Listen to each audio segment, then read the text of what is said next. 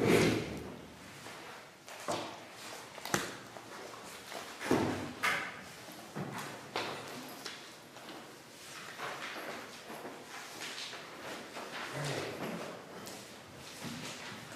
the name of the Father, and the Son, and the Holy Spirit.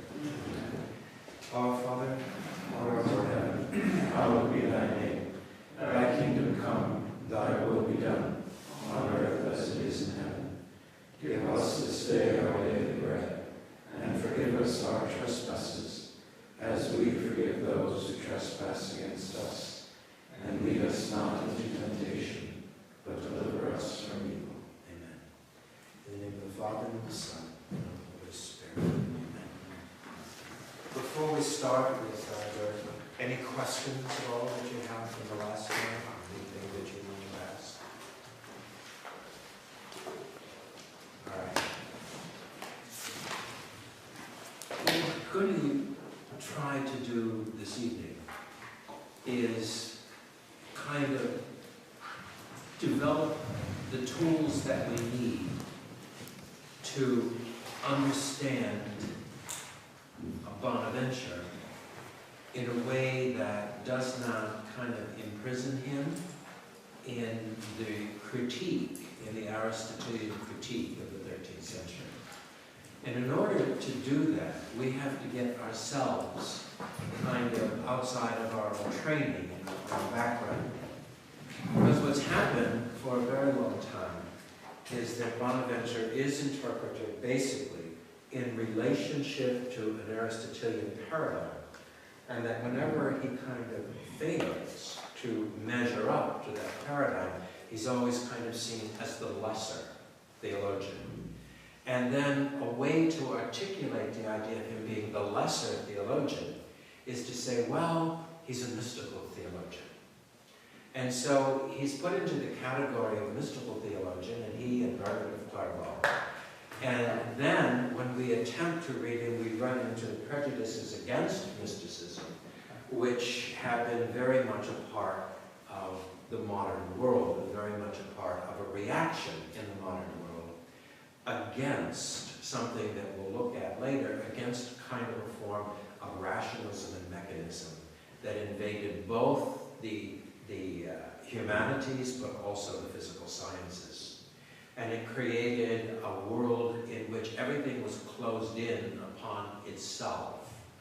And what happened with that, and we're going to talk about a movement tonight that's highly discredited, as it should be, but which was a response, an initial response to the mechanisms and the rationalism of several hundred years that preceded it.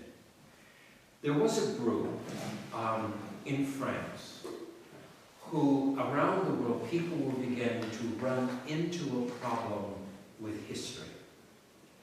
You know, part of knowing ourselves is knowing who we are and where we have come from. They found a blockage in the Western world.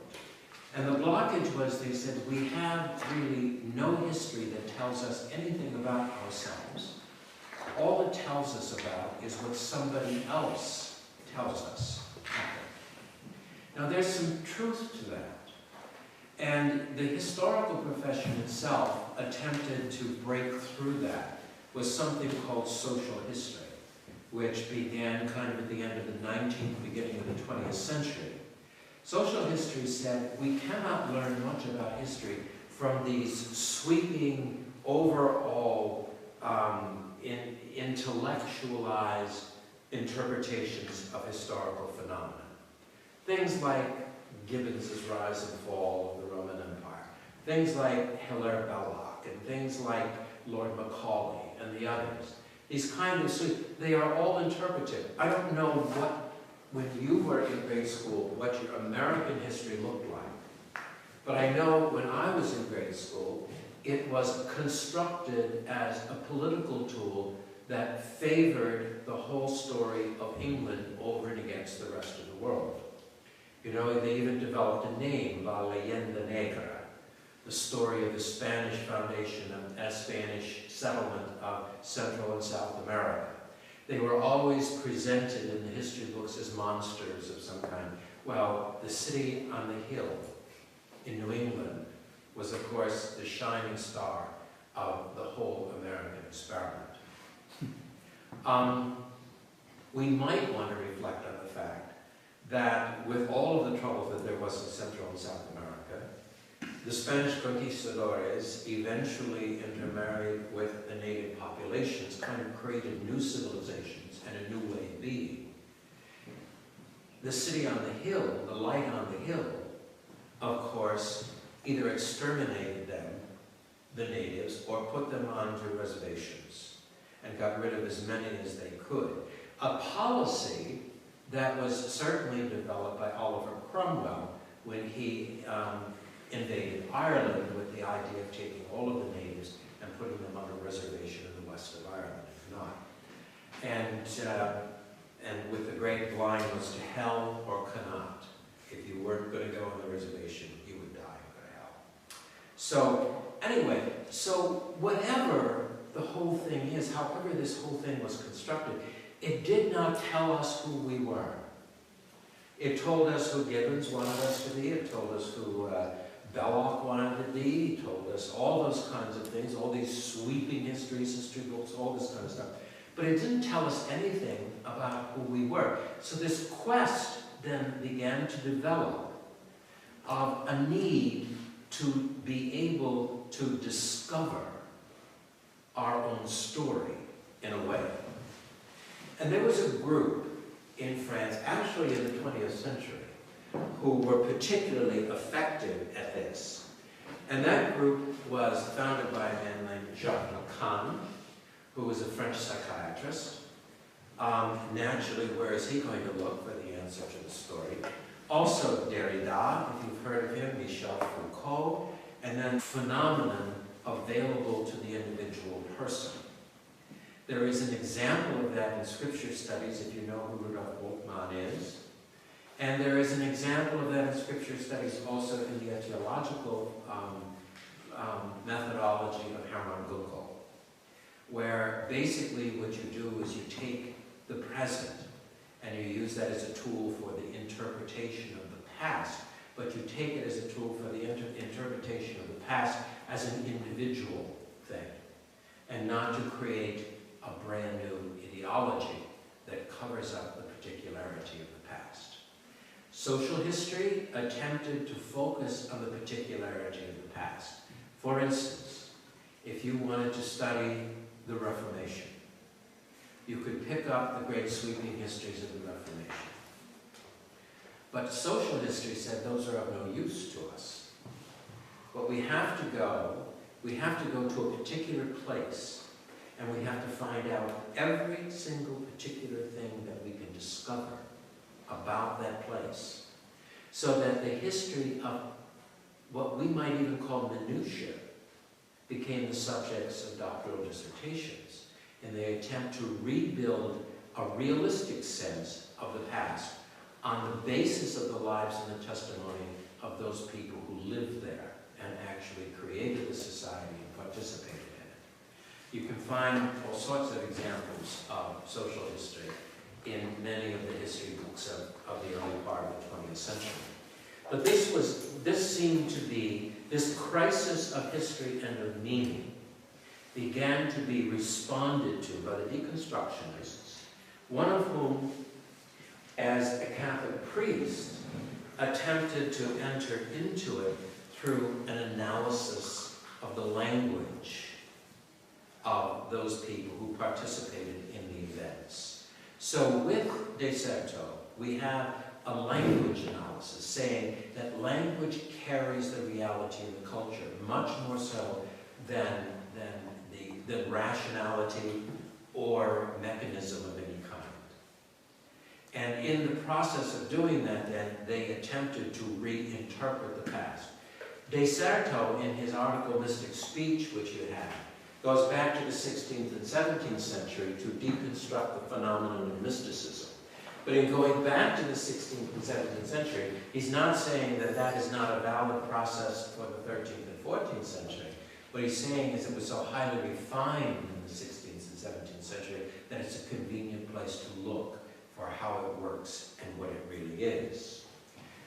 We find also that the same thing as a reaction against the sweeping ideological formulations of the past, the sweeping ideological interpretations of the literature of the past entered also into the theological enterprise.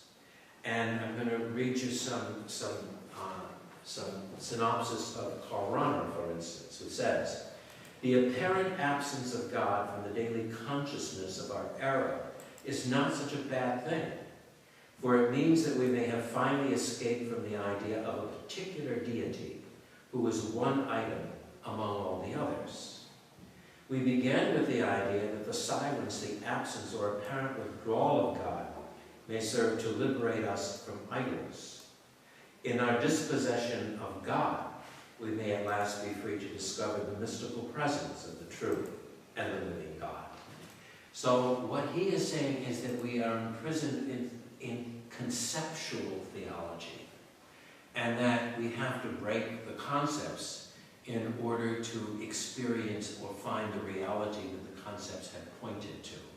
So conceptual theology became as much in their minds an intellectual prison, a faith prison, as did the ideological interpretations of history or of literature. So theology enters the field. So when you deal with modern theological endeavors, you're going to be entering into a world that is intent on shattering historical concepts with the idea that that will somehow or other free the content of the concept to be encountered in a different sort of way. What Descartes says is that the brokenness of these concepts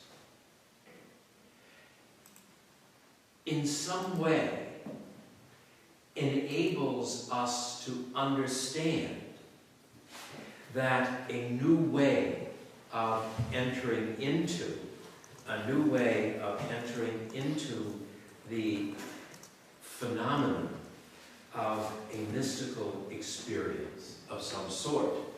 And we do so through language. Now, this whole idea that language becomes a vehicle of discovery and is creative is one of the big issues in the modern world, because we certainly have experienced the power of language to form realities. We have done so in the public arena. For instance, if you are pro-abortion, may you ever refer to the unborn child as a child? No, it's a fetus. No longer can we say pro-choice even. Now it's a woman's health issue. So in the whole moral discussion of the modern world, language is used to reconstruct minds, attitudes, and understanding. We know in political rhetoric that language is used to create false images. A contemporary, a very up-to-date issue is, I can't remember the name, but the president has named some group in Syria as this threat. The group is actually Al-Qaeda. But since Al-Qaeda was already proclaimed defeated, you couldn't acknowledge that it wasn't. And so you changed its name to something else, and you give this sense of a new threat that was never there before. What is it, Core something or other. But anyways, whatever it is. So the fact is that language does construct reality. If you try to run a pro-abortion political movement in the United States, calling the fetus an unborn child, you would have a very difficult time.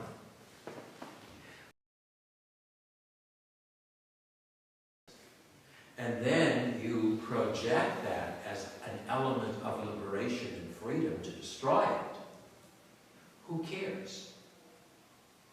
Because nobody goes around, everybody kind of knows what a fetus is, but it isn't really identified as a person, even though its DNA is separate from the mother. And it therefore is, in fact, an entity in and of itself. But you can't say things like that. And you have, therefore, using this loose language. For instance, a justice of the Supreme Court came up with a final solution to poverty. The poor should kill their children. But that's not what she said. What she said is they should have abortions and not children. Abortion is a word, everybody knows what it means, but if you are aborting a biological growth within the mother that belongs to her, then it's not as horrific if you say you take the life of a child to solve the problem of poverty, which is what, the United Nations has proposed in the Third World now for decades. So language then creates political realities. And this is something that the deconstructionists, there's very little human thought that doesn't have within it some kind of value for us. None of us would go around saying we are deconstructionists. But if we listen carefully to what they're saying, which is why De Certo is the most interesting of them all, because he is somehow or other bound to faith, that it really does become a more interesting kind of thing.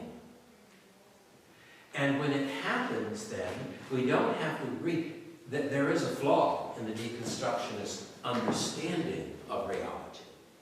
And we're going to see, so that when we go to Bonaventure's response to that, you can see in the large picture what the battles are.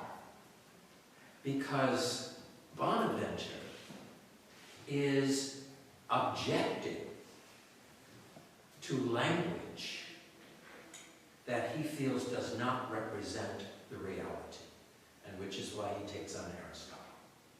Okay? But we'll come to that. First of all, though, we have to say, all right, we're immersed now in a struggle for meaning. We understand fully that language is capable of carrying that meaning. What De Certo is saying is that mystical language can shatter the conceptual framework of reality and reestablish a new center, which is the volo, the I. And the flaw in that, of course, is going to be clear. But first of all, we therefore have to go back, and if he's talking about mystic language, say to ourselves, what does that mean? Does it mean, I think I have in here something by Troche, who gives a definition of mysticism in the 20th century, early 20th century. It's on 17. It's on 17. Okay, Ernst Troche defined the mystical as a phenomenon that expresses itself in ecstasy and frenzy, in visions and hallucinations, in subjective religious experience and inwardness, in concentration upon the purely interior and emotional side of religious experience. That was a revolt in the 19th century against the strictures that language had placed on a great deal of traditional, even Christian, human thought. Troche was a historian of religion, and this is his analysis. I mentioned in there too, interestingly enough, the late 19th century was alive with this kind of stuff.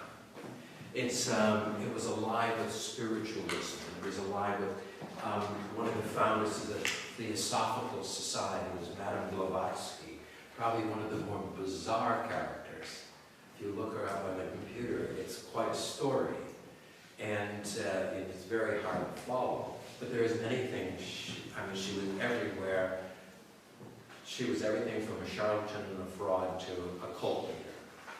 And it all was involved in the spiritualist movement. She's kind of the founders of the New Age, actually. And so it's really kind of interesting to follow her. One of her, I think I put a footnote in here too, one of her followers, they arranged to have him give a talk at the White House to Abraham Lincoln.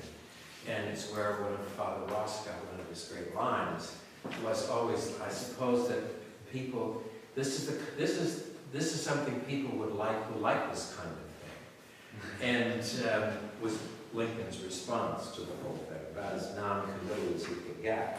But it was, well, for those who like that sort of thing, I should think it is just about the sort of thing they would like. What he said. Which is a great line. And Ross used it all the time. So it was, so here we are. We have this problem before us. And what we're going to see is this problem determines, to a great extent, our way of looking at reality. And the attempt to break through that without a foundation leads to all sorts of things.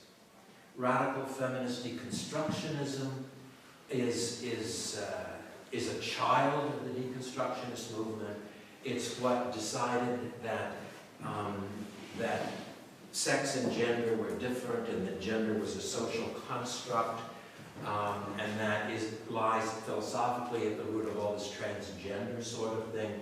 Michael Jackson was one of its poster children in the modern age. It is in order to liberate yourself, what you do is you reconstruct who you are. You may not be trapped in a male stereotype biologically. So if you have a sex change operation, become transgender, then that's a step where you are self-creating and you are in freedom then. You have freed yourself.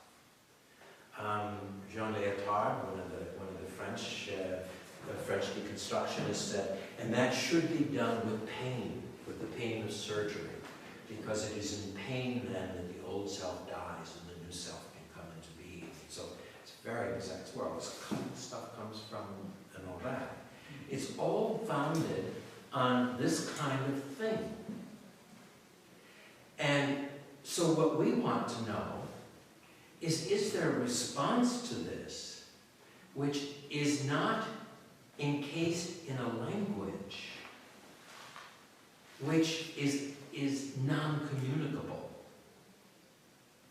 in a bizarre age, in a time, in the world of Madame Blavatsky and friends?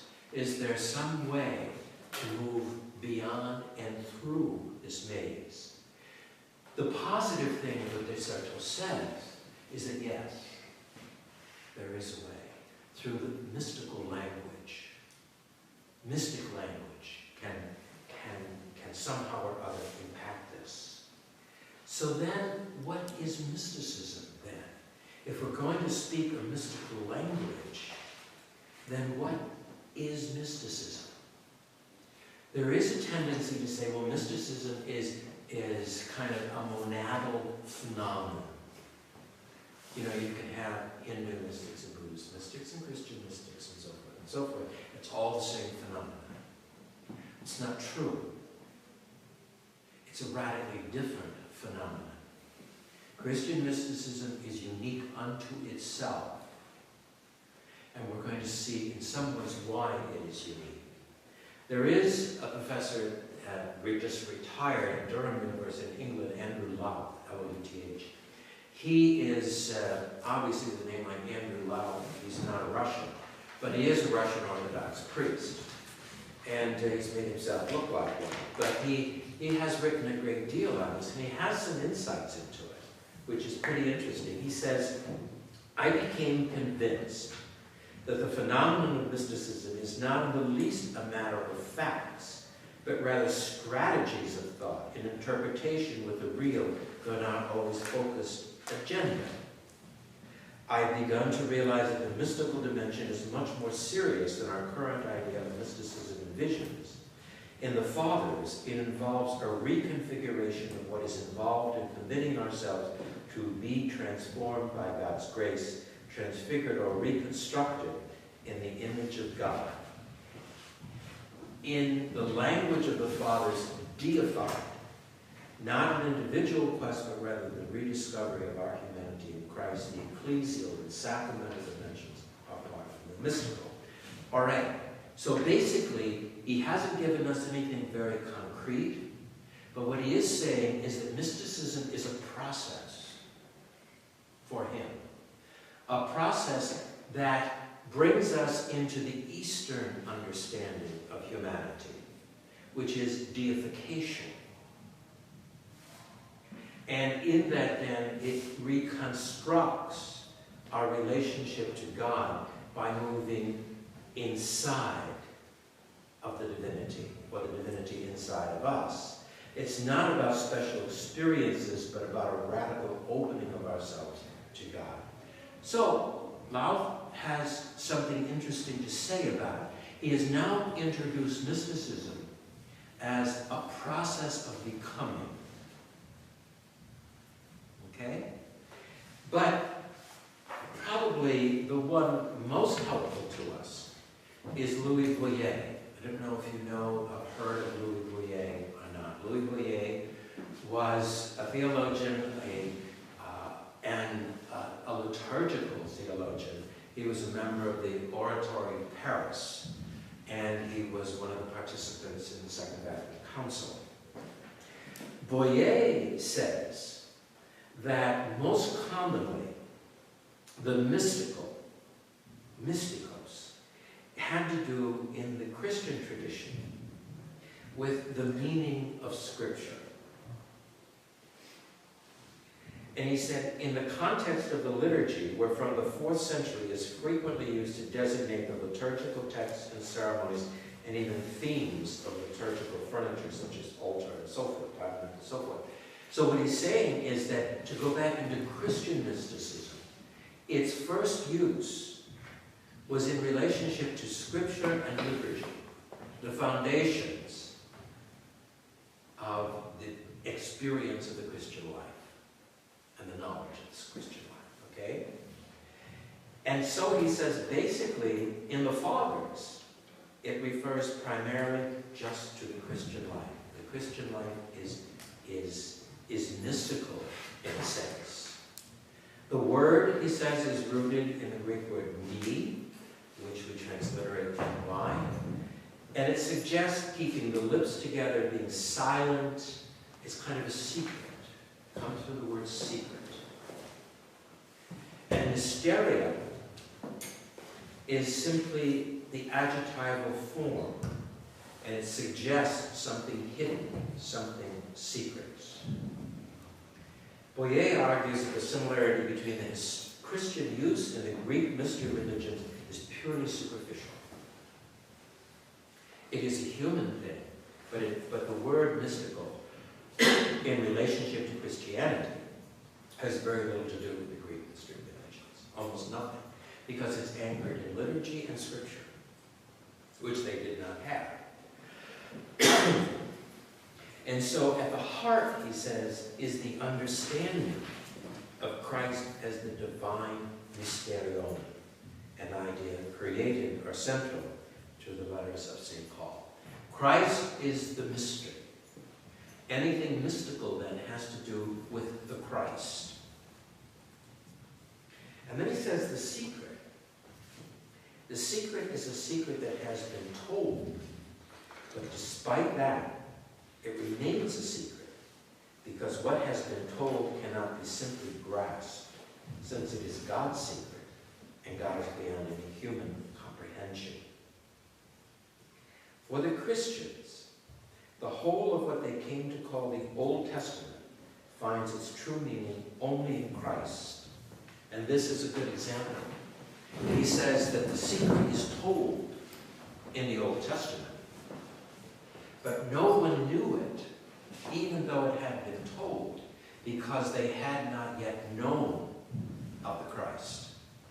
So Christ is therefore, and Bonhoeffer has a great word for Christ, he is the exegesis of history. So the Christ is the secret of the Old Testament, the mysterion of the Old Testament. And that it is only in his incarnation that the secret already told is able to be grasped.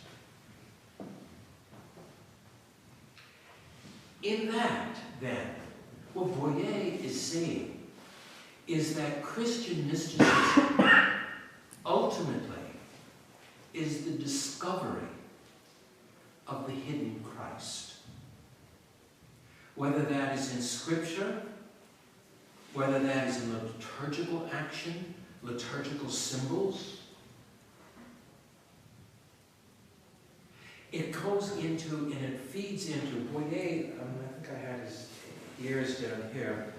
I think he died only in 2004, so he's a very contemporary character.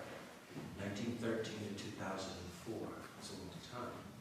But at any rate, when we move then into the modern era, it's interesting when you have Catherine Pickstock, an English theologian, who is able to say that without transubstantiation, there is no meaning to reality. She's saying what Boyer is saying, that the ultimate meaning of all reality is the Christ. And that unless he is able to be made manifest in the world cannot find meaning. And when it cannot find meaning, then the deconstructionist methodology begins to apply, which is the creation of meaning. There's an interesting book, a very difficult one to read, very long, and I'm not recommending it, but it's a book by Umberto Eco called Foucault's Pendulum. And I read it. I was challenged to read it when I was in Kenya. I was challenged to read it by a young guy who just graduated from college and came to work there, and told me, that he was reading it and it was very difficult, blah, blah, blah. So I started to read it. I said, all right, I'll read it with you. So I started to read it. I was in page 112 before I decided to finish it. It's like 1,000 pages long. So. But it was fascinating once you get into it. But it was interesting what Eco was saying, which is precisely this. It's precisely the deconstructionist dream. When life has no meaning, you create it. And the whole book is the creation of meaning by people whose lives had no meaning.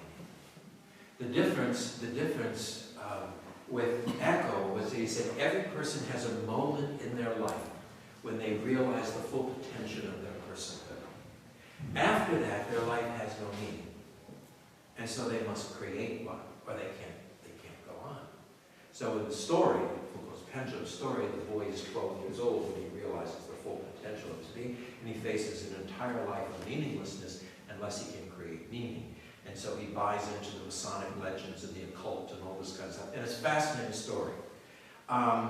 Actually, Dan Brown, in his Da Vinci Code thing, did a really poor job of imitating Foucault's Pendulum. Eco did it much better. Dan Brown is an amateur at it, and that's why it became kind of ridiculous, but popular. I didn't notice people sitting around reading Foucault's Pendulum, so I guess it was, you could convey the absurdity without knowing what it was all about. Eco knew it was mythological. It wasn't all made up. Brown, whether he knew that or not, I doubt if he was quick enough to know that.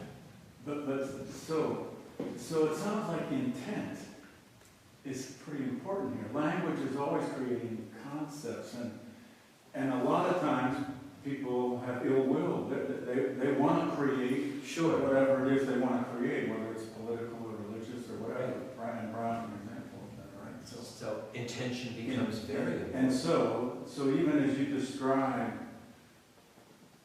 this, our search for meaning is to know the Christ, this process of relationship with the Christ, it needs honest, sincere effort. Right. Because it can, and it's being distorted all the time, right? But it's captured. Their argument would be, but it is captured.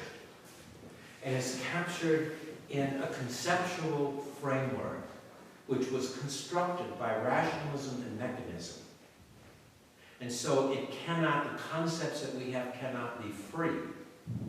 If you'll notice, for instance, we're going to look into Descartes, but it's after human language is decimated, then there is the new, because of the renewal of the language of the angels. There has to be a new, and he said it is born on the beaches of the receding tide.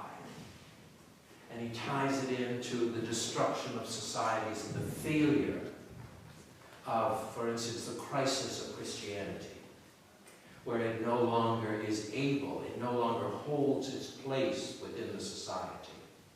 And therefore, those who are in it are left behind on the barren beaches of time.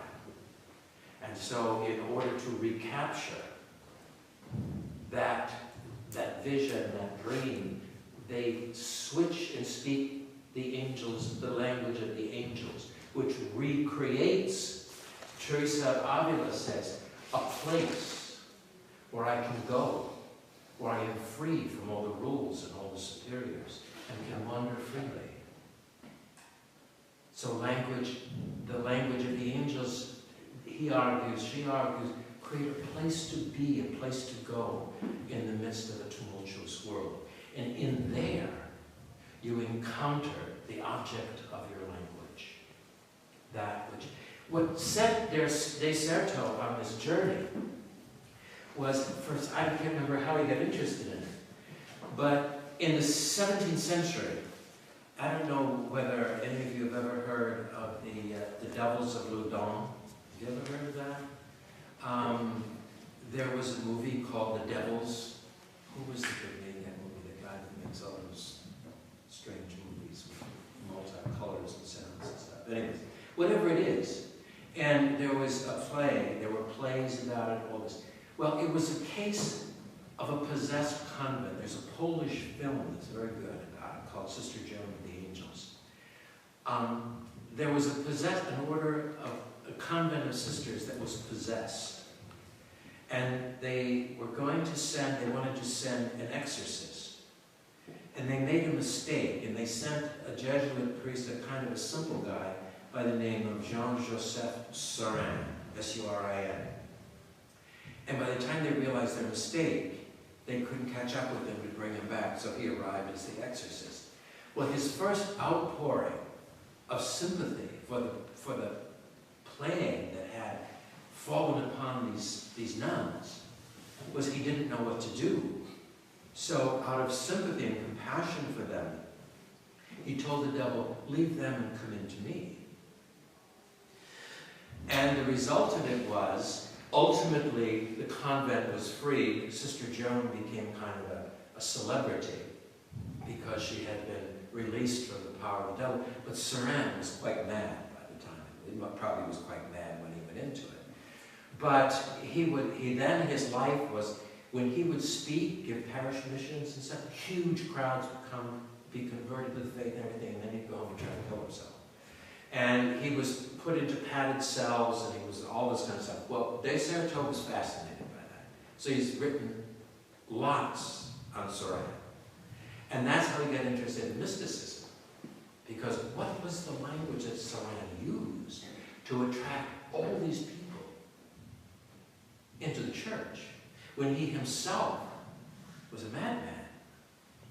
And he himself had despaired of his own salvation. What was going on? What was he doing? So Descartes, well, that led him into the whole question of mystical speech.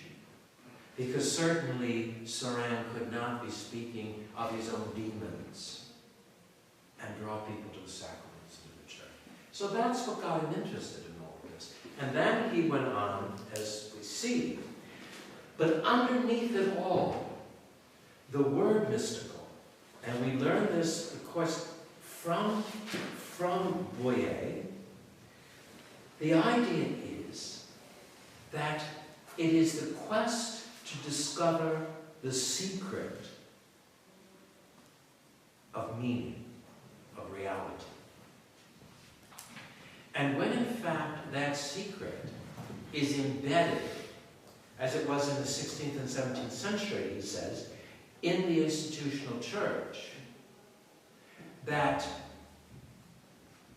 was failing, the mystics arose on the beaches where the tide had gone out, in the decimated world, and spoke then not the language of Babel, but the language of angels, and in so doing touched the realities that they were seeking. So this kind of was a thesis. But as a deconstructionist, he personalizes it. Boyer says you can't do that, because true mysticism was ecclesial, and it was not individualistic. There was a radical turn from a contemporary understanding of mysticism as an awareness of a direct or an immediate presence of God. And it was instead, Boyer says, mystical and sacramental are interchangeable. When you talk about the mysterium, you talk about the secret. What about the sacraments? Pickstock can say there is no meaning if the real presence is not in the Eucharist. Because that means there is no hidden truth, hidden reality. There is only what you see. And if only there is what you see, then you can create that into whatever you want. Seeing the phenomenon around you is a plastic art. You can reconstruct it any way you want to. And if there is no deeper foundation to it than that, then there is no argument against you. How would you argue with someone who says, well, this is how I see reality. There it is. The flat surface. What are you going to do with that? It's a new way of ascribing to the flat earth, actually. There is no meaning in the world beyond what I know, see, or understand. We get that all the time. Well, so-and-so says this, but I think. Why do you think that? Well, because that's what I think. Now argue with that. Change their mind. You're not going to do it. Because there's nothing else. There's nowhere to go. Which is why, actually, when we get to Bonaventure's metaphysics, it's so powerful. Because it accepts all that. But then it pulls it deeper into reality. And it does so, not only theologically, but also in relationship to the science of physics, which is a step that we're only now beginning to understand what it meant.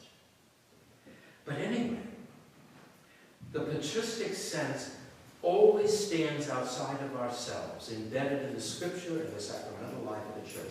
So if we're talking about Christian mysticism from the days of the Father, we are talking about something biblical and something sacramental.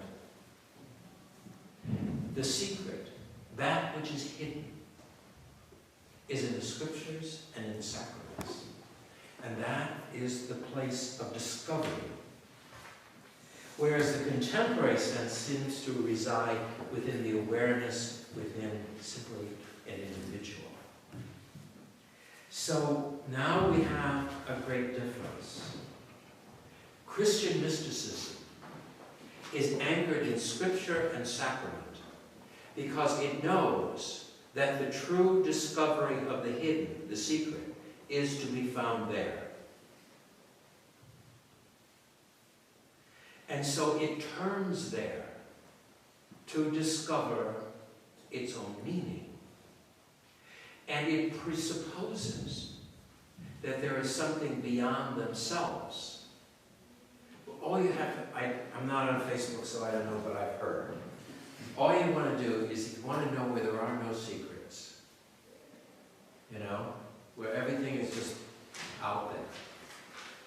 That's what people do on the computer. And they don't have to deal with anybody else to do it. It's all in cyberspace.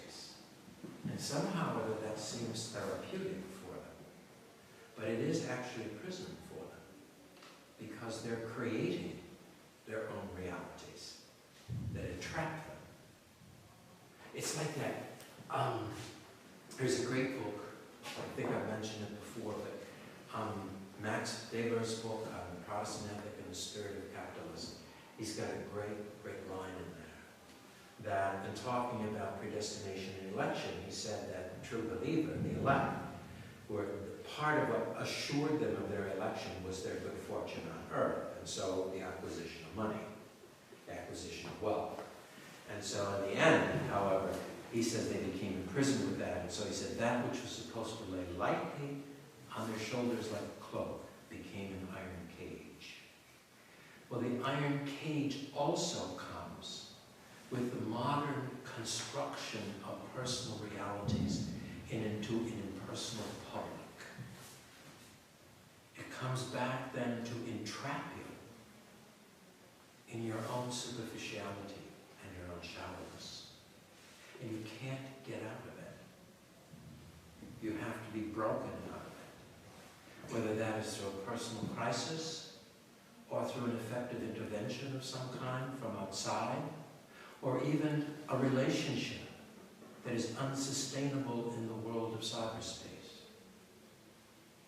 Something then has to liberate the person from the iron cage of themselves. That happens in mysticism of various kinds throughout history and in the world. But it is alien and foreign to the Christian mystic, which is why Boyer says they are not the same as other mystical movements. That it is rooted and founded in the concreteness of Scripture and sacrament. Because humanity needs something concrete through which they can discover the divine. Simply the dreamy-eyed looking up into the stars and imagining, whatever, is not consistent or compatible with Christian mysticism. That looking up into the sky and dreaming falls into the categories of troche. And it falls under the condemnation of Newman, beginning in the mist and ending in schism. It is that a purely individualistic sense of otherness, but which is defined and controlled by ourselves, which is the foundation of the New Age. The mystical will be what I want it to be. I'm not searching for the hidden, the secret. I'm projecting. Not searching for the truth. Right. Right? And you're saying now, certainly Scripture and the sacraments are concrete, but it's not just that they're concrete, right? Right. It's that they're true. Well, they either are or they aren't. Right? Yeah, but they're true for a reason. And the reason is what's hidden inside of them. What's hidden inside of them is the Christ, who is the way, the truth, and the life. Right. Okay? Right. So what we want to do then is set ourselves up in such a way that when we begin then to delve into some of the of the faithful religious teachers of an age, of a time, and a period, we have a model that we look at them through.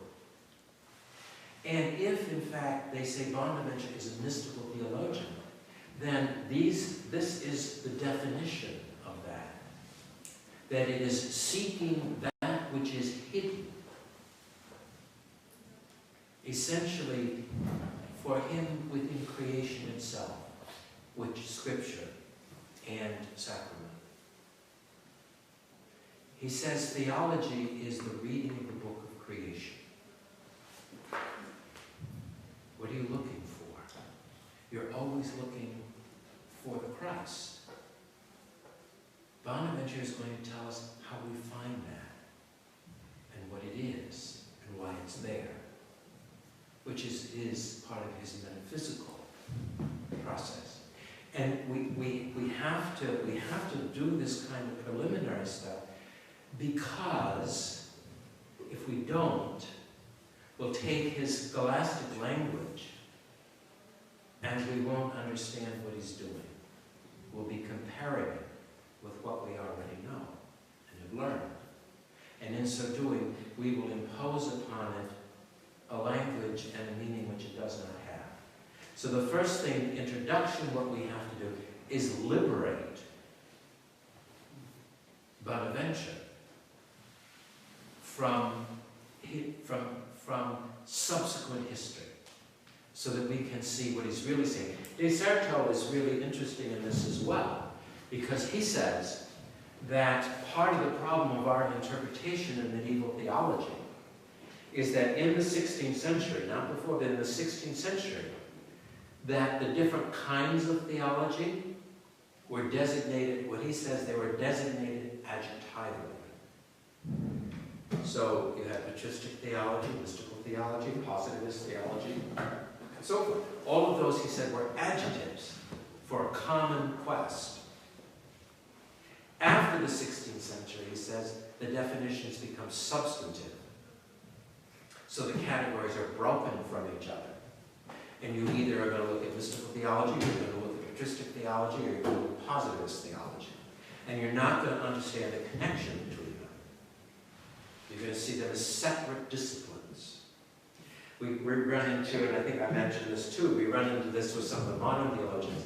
There's a modern theologian who critiques von Balthasar on this very basis, on the basis of the substantive definitions of theology. And her name is Karen Kilby, and she has written a book on criticism of von Balthasar. And her criticism is that he illegitimately takes a God point of view, which he derives from art, music, history, and so forth, and faith. Well, you know, then we're going to see the difficulties in how Bonaventure deals with the question of the role of faith and reason. And we're going to see why that's a problem. And this is precisely what Kilby is doing to von Balthasar. You may not use faith as a rational argument, in a rational argument, which Bonaventure says not true. You must. If it's true, why wouldn't you use it? Why isn't it a valid? Christ needs no human validation to be who he is. So why do you have to validate the use of revelation in a rational argument when it stands on its own authority and has no validation? The very thing Descartes says about mystic speech, that's what they're searching for. They're searching for that which is its own authority and which needs no validation. The question is, what is it that stands on its own authority and needs no validation? Bonaventure says it's the Christ. So why isn't he part of reason? How can you do that? He said, you can't do that. And he and Thomas have a little to do about that, actually, in the debate over the eternity of the world. And in that, Thomas says he's tired of the murmurante, the malcontents. And Bonaventure says, and so Thomas says, you can reasonably argue to the eternity of the world, but then you, since you know through revelations that's not so, you reconstruct the rational argument differently. Bonaventure says, and then you could read that, it's a published work, and Bonaventure says, why would you call something reasonable when you know before you start that it's wrong? Why not accept? And Thomas says, because you cannot argue from authority and reason. And Bonaventure says, what's reasonable about being wrong? And so Thomas says, I'm tired of the malcontents, and Bonaventure, anybody says this is insane. So, anyways, so they had their little disagreements. But whatever it is, when we go into and looking, we want to go a little bit more into De Certo, because what we want to do is we want to see the depth of the challenge. De Certo does not end up with the Christ. We presume in his own life he did, but in his deconstructionism, the acceptance of the concept is loaded with historical baggage and cannot therefore be used as a deconstructionist tool. The person must, and the person must be free. And so he said, a world is falling apart and in need of repair. And, you know, who was the saint to whom the Lord said, rebuild my church? At first he understood it to mean the stone church of San Damiano. Eventually he came to understand it meant more than that. And so that's what De Certo is saying. This authentic mysticism is the understanding of the language. But it begins, he says, in decadence and corruption.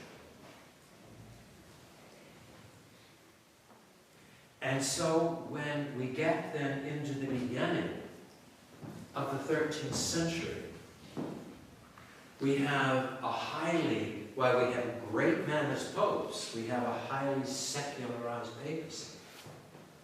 And we have all sorts of social unrest and potential revolution and war. In the midst of the corruption, then what De Certo says is the mystic seeks the end of the world. But that has a double meaning to it. One is, it's such a mess, let's get rid of it. You know, come Lord Jesus. Or the second is, rebuild it. Make it new. The new heaven and the new earth.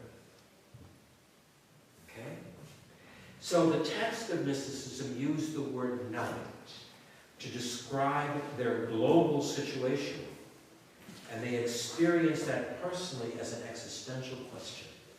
The dark night of the soul. What does that mean? Where does John of the Cross, where is he when this happens? When he writes the dark night of the soul. He's in his wretched little prison cell. That is so small, even though he was short, it was so small he could hardly lay down in it. There was only one window high up, and he was in there for 6 months in solitary confinement, and no facilities of any kind. His existential situation was horrendous.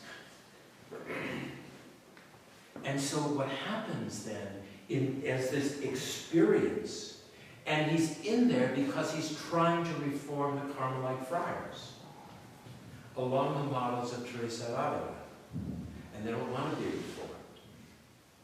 So they're corrupt. And in the midst of this corruption, he then is put into this situation. And so De Certo says, therefore, the writings are the texts, are tales of passions in and of history, of time. The dark night of the soul is the fruit of our passion, not our Buddhist emptiness, nothingness. It is filled, it is such a concentration of passion that it has no description, no color, no sense of life. It is a space of darkness that consumes the human passion. Once again, Teresa of Avila can talk about a place. John of the Cross, his night is a place that is a convergence of the existential passions of a decadent world.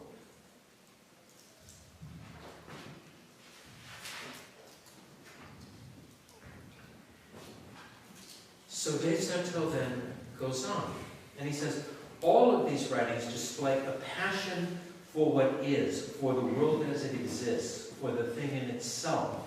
In other words, a passion for what is its own authority and depends on no outside guarantee. Their goal is to disappear into what they disclose. I'm not saying that this is true, but to disappear into the passionate world as it is for me existentially is the source of my darkness. And they disappear into that darkness, which is where John of the Cross has his mystical experiences. And where Teresa of Avila experiences her freedom as she walks in the places created by language and prayer. I think that one of the things, therefore, that this kind of thing does is it tends then to liberate us, in a sense, from being, and you don't have to agree with Father Roner, nor probably should you, but what he does do is he does say freedom from the conceptual prisons is probably the goal. Roner is the one who says in the 21st century, every Christian will be a mystic, or they will not be a Christian. What does that mean? Does that mean they will have hallucinations and visions and so forth? Or does it mean that they will enter into the very mystery of the secret and seek it, Boyer would say, in Scripture and sacrament? Or, if they live only in the world, as Roner said, of the concepts of the divine, that's what happens, then God becomes one item among many in our lives. We're able to categorize him without the experiential quality of the Christian life, as a quest and as a search. Mysticism, Desartaux says, in the 16th century, mystics were for the most part from regions or social categories which were in socioeconomic recession, disadvantaged by change, marginalized by progress, or destroyed by war. The memory of past abundance survived in these conditions of impoverishment, but since the doors of social responsibility were closed, ambitions were redirected toward the open spaces of utopia, dream, and writing. Mysticism seems to emerge on beaches uncovered by the receding tide. So he's approaching something. He's approaching something. In this sense, you know, this is what this movement in the late 19th, early 20th century was all about. They had become imprisoned, they felt, in rational mechanistic categories, which they realized did not interpret for them an authentic understanding of reality. There is a way to go. And that's why it is important to study the theologians of the church, plural. Because they will lead you into ways of approaching of responding to this experiential phenomenon in the modern world. And when in fact we find, for instance, alienated Catholics, ex-Catholics, anti-Catholics, all that kind of stuff, they speak a language that we do not know. And we speak one that is incomprehensible to them. The question is, can you cross the abyss? And what is the vehicle to do so?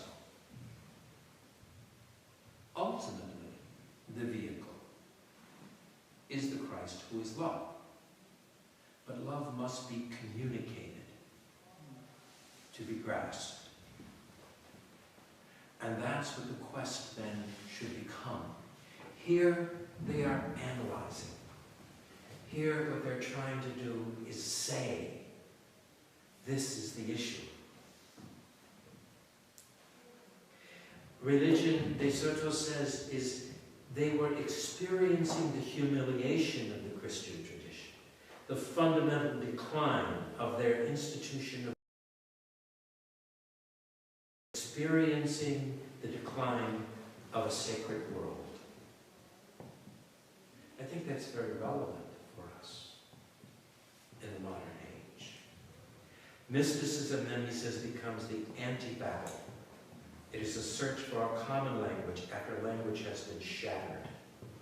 It's the invention of a language of the angels, because that of man has been decimated. Modern dialogue, modern discussion has, in fact, been decimated. So what do we do? This is true, and if we look in here, you know, there's a couple of people that I turn to also in this search for understanding the power of language. And one of them is a modern George Steiner, who was a philosopher of language at Princeton University. He's Jewish. But he says some really, really interesting things. And one of the things that Steiner talks about is that he said the logos, the organon of logos, has broken in our mouths. That we are no longer able to communicate about anything that is, I don't know where it is, but I look at 25. I'm glad you go. Where would I leave? Okay, so, and there is also a book called Wisdom and Wasteland by Thomas Carroll, an Irish theologian.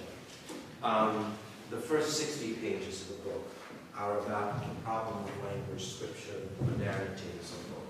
The rest of it is historical, look at the preaching of Caroline Devine. But the first 60 pages are pretty interesting.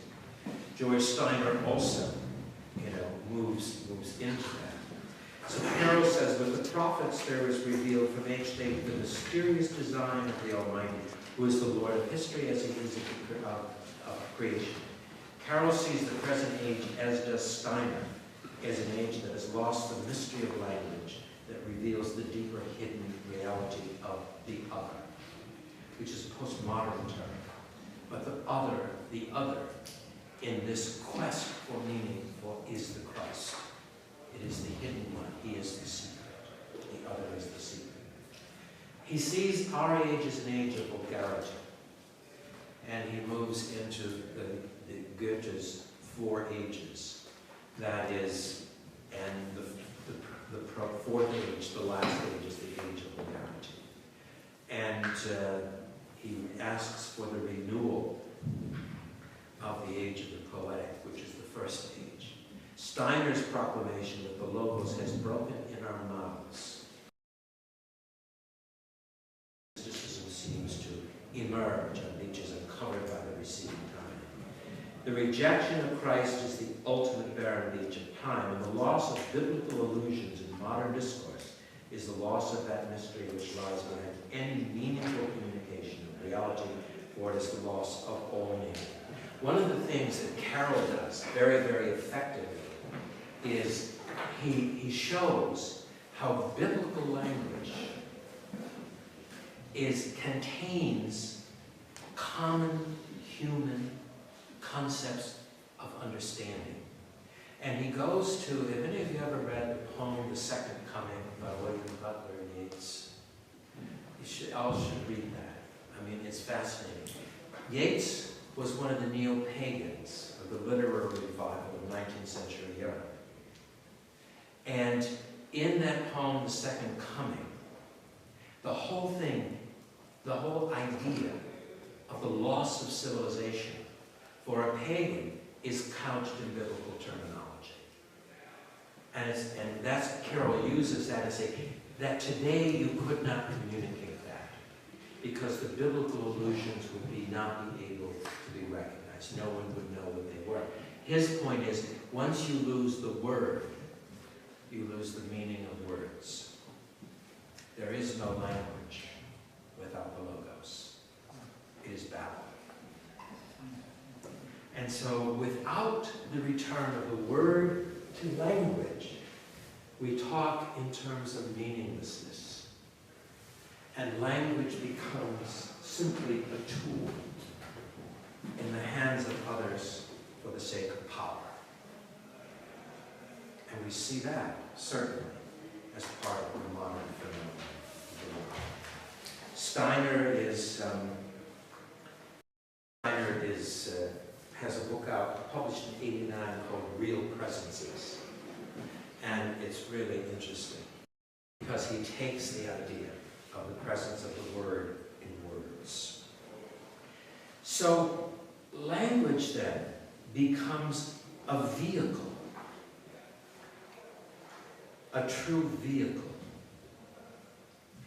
of how, in fact, that we ride into the depth of the secret, of the hidden. And that if we become present in language that is confined by rationalism and mechanism, we cannot truly, at least intellectually, find the hidden, the secret, the Christ. Any of us, without being able to articulate it, can find a relationship with the Christ. But as theologians and ministers of the Word, we have to understand the obstacles and the difficulties that we face. And we have to give some credence to the modern scholars who have at least responded to the challenge in ways that may not be acceptable to us. You know, Michel de Foucault, we cannot create our own meaning. He says that's the way out of it. Create your own meaning. And if you can't create your own meaning, you go mad. That's enlightenment. Yeah. Well, it's part of the rationalistic foundation of Western society. And it starts like with Descartes, and this is important. It starts with Descartes, who sees all generative activity coming from the human mind, and matter is inanimate. Even Aristotle knows that there is an inner dynamic in matter that is capable of change. Descartes rejects that. And so that leads the way to Newtonian physics, where everything is a mechanistic response. Everything has a mechanical explanation. So that all dynamism within the created order, everything is the product of the mind and not of the created order itself. So the created order then can become treated as a thing, and you can do with it whatever you want. Whereas before there was this sense of there was some kind of symbiosis between humanity and creation. But from from the Enlightenment on that goes away. And that everything is utilitarian and becomes utilitarian. All material reality becomes utilitarian. And for them, that means all creation becomes utilitarian. It's all for my unlimited use. And I have no accountability to it.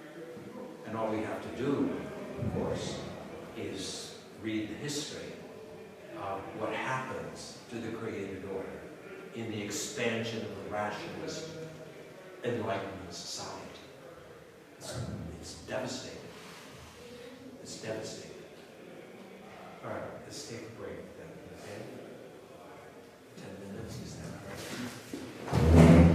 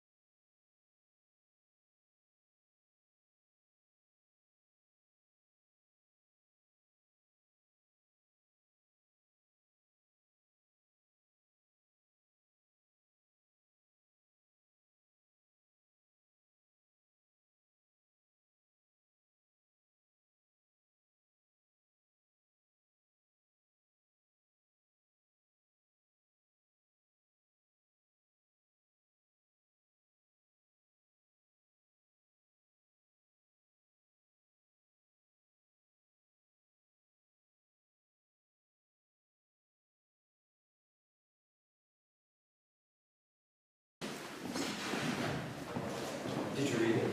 I did, yeah. Did you read it? No. I don't think that.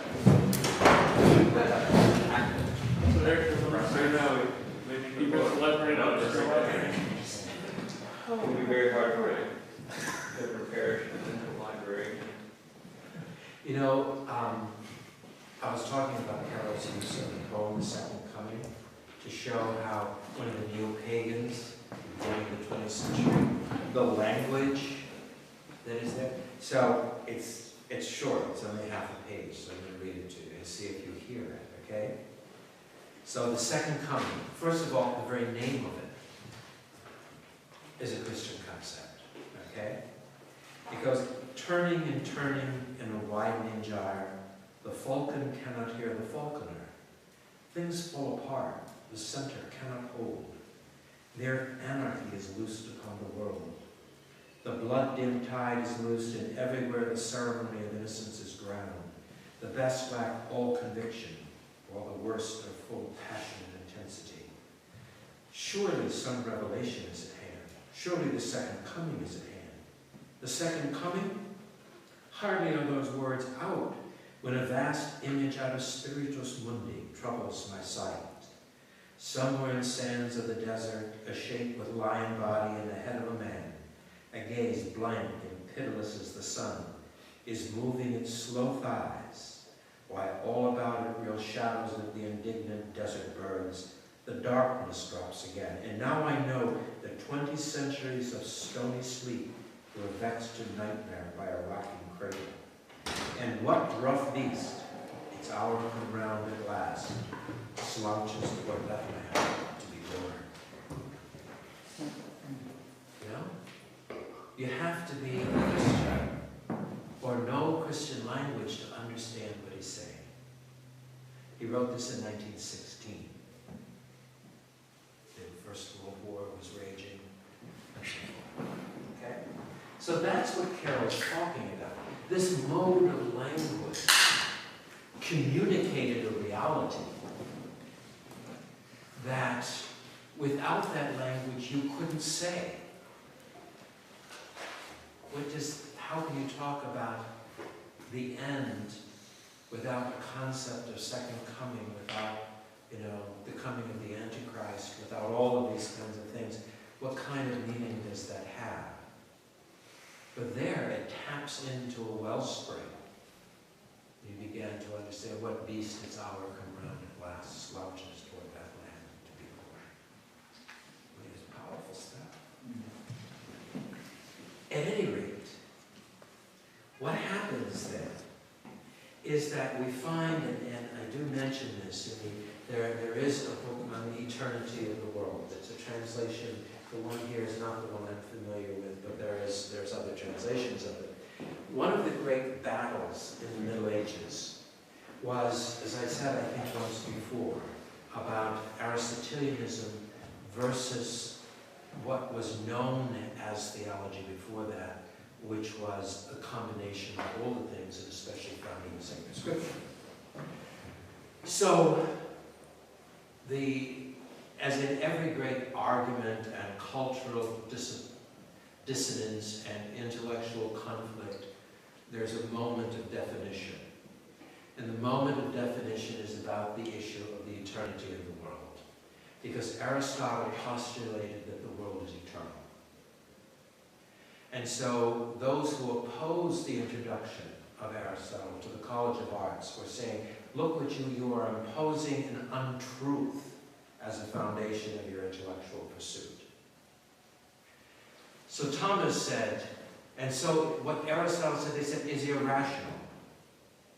Thomas said, it's not irrational.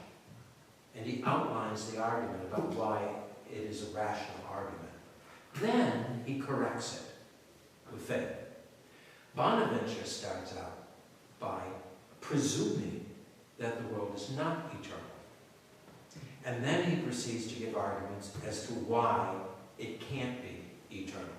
And some of his arguments are very funny to us because there were things that we would never think of. A lot of it had to do with the notion of infinity. And for something to be eternal, it has to go beyond the infinite. And you can't, numerically, mathematically, you can't go beyond infinity. And then he says, since it is in the mind of God to create a certain number of human persons, that if you have a world that is infinite, that is eternal, and then numerically you can't go, the numbers of people cannot reach infinity because it's not a real number. And so what happens is you have to then believe in reincarnation, the recycling of the human person. Now those are not our arguments, okay? But it's kind of fun to read it. But they're very sharp with each other in this. Bonaventure says Thomas is insane, and Thomas says Bonaventure's a malcontent, be sick of it. So but it is an academic argument of men who did work together. There are those who are going to follow Bonaventure who are very hostile toward Aristotle. Bonaventure uses Aristotle. Gilson makes it very clear that he's very adept at the use of Aristotle. But here's where the problem comes in. For Bonaventure, the authority that Thomas says you cannot use in a rational argument is revelation. It was true, and therefore it held a privileged place in rational discourse. The authority of the word, the logos, needed no rational validation. It stood on its own and was authentically validated in itself. And so he said reason could support authority. Without losing his initial appeal to authority, he said reason could support authority, but it may not replace it. So revelation takes precedent, and nothing is reasonable which contradicts revelation. This is argument.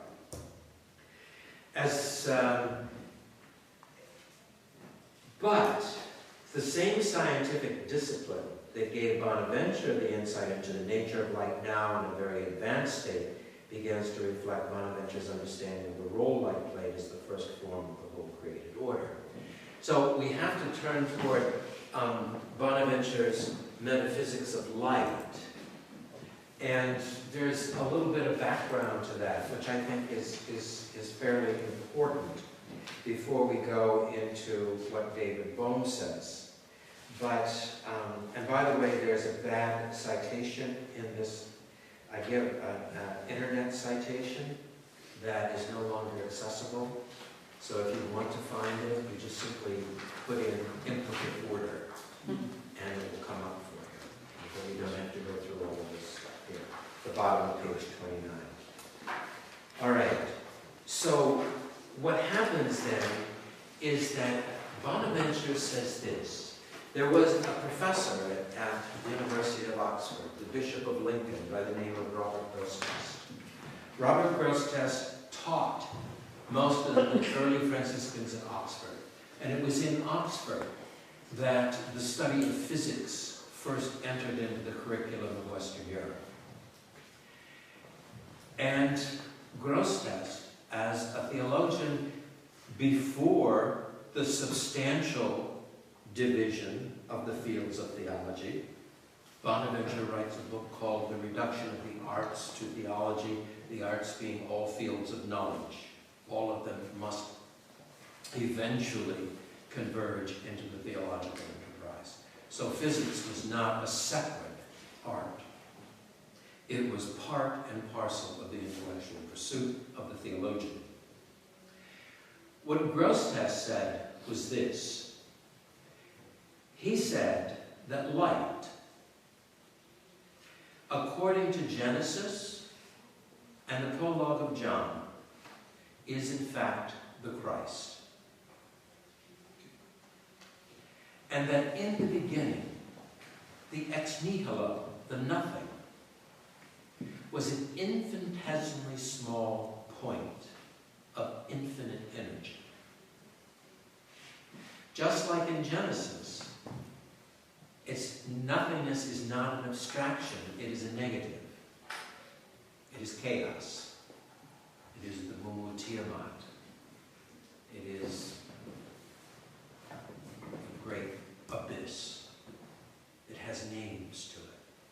So with Grosseteste, the name of nothing is something infinitesimally small.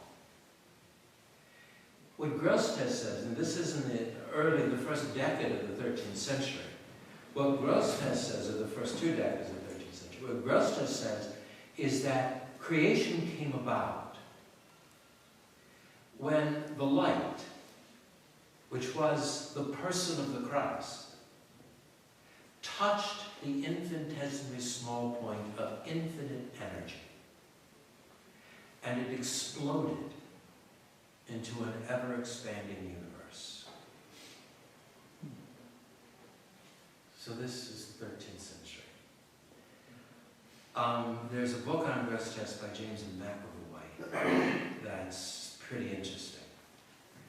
Bonaventure therefore says, basing it on Genesis and the prologue of John, that the light, since it is the Christ, is substance. Aristotle said it was accident. And this was part of the great medieval debate, the difference between substance and accident in phenomena like speech and light and so forth. Bonaventure divides light into lux and lumen. Lux is the substance of light. Lumen is the illumination from light.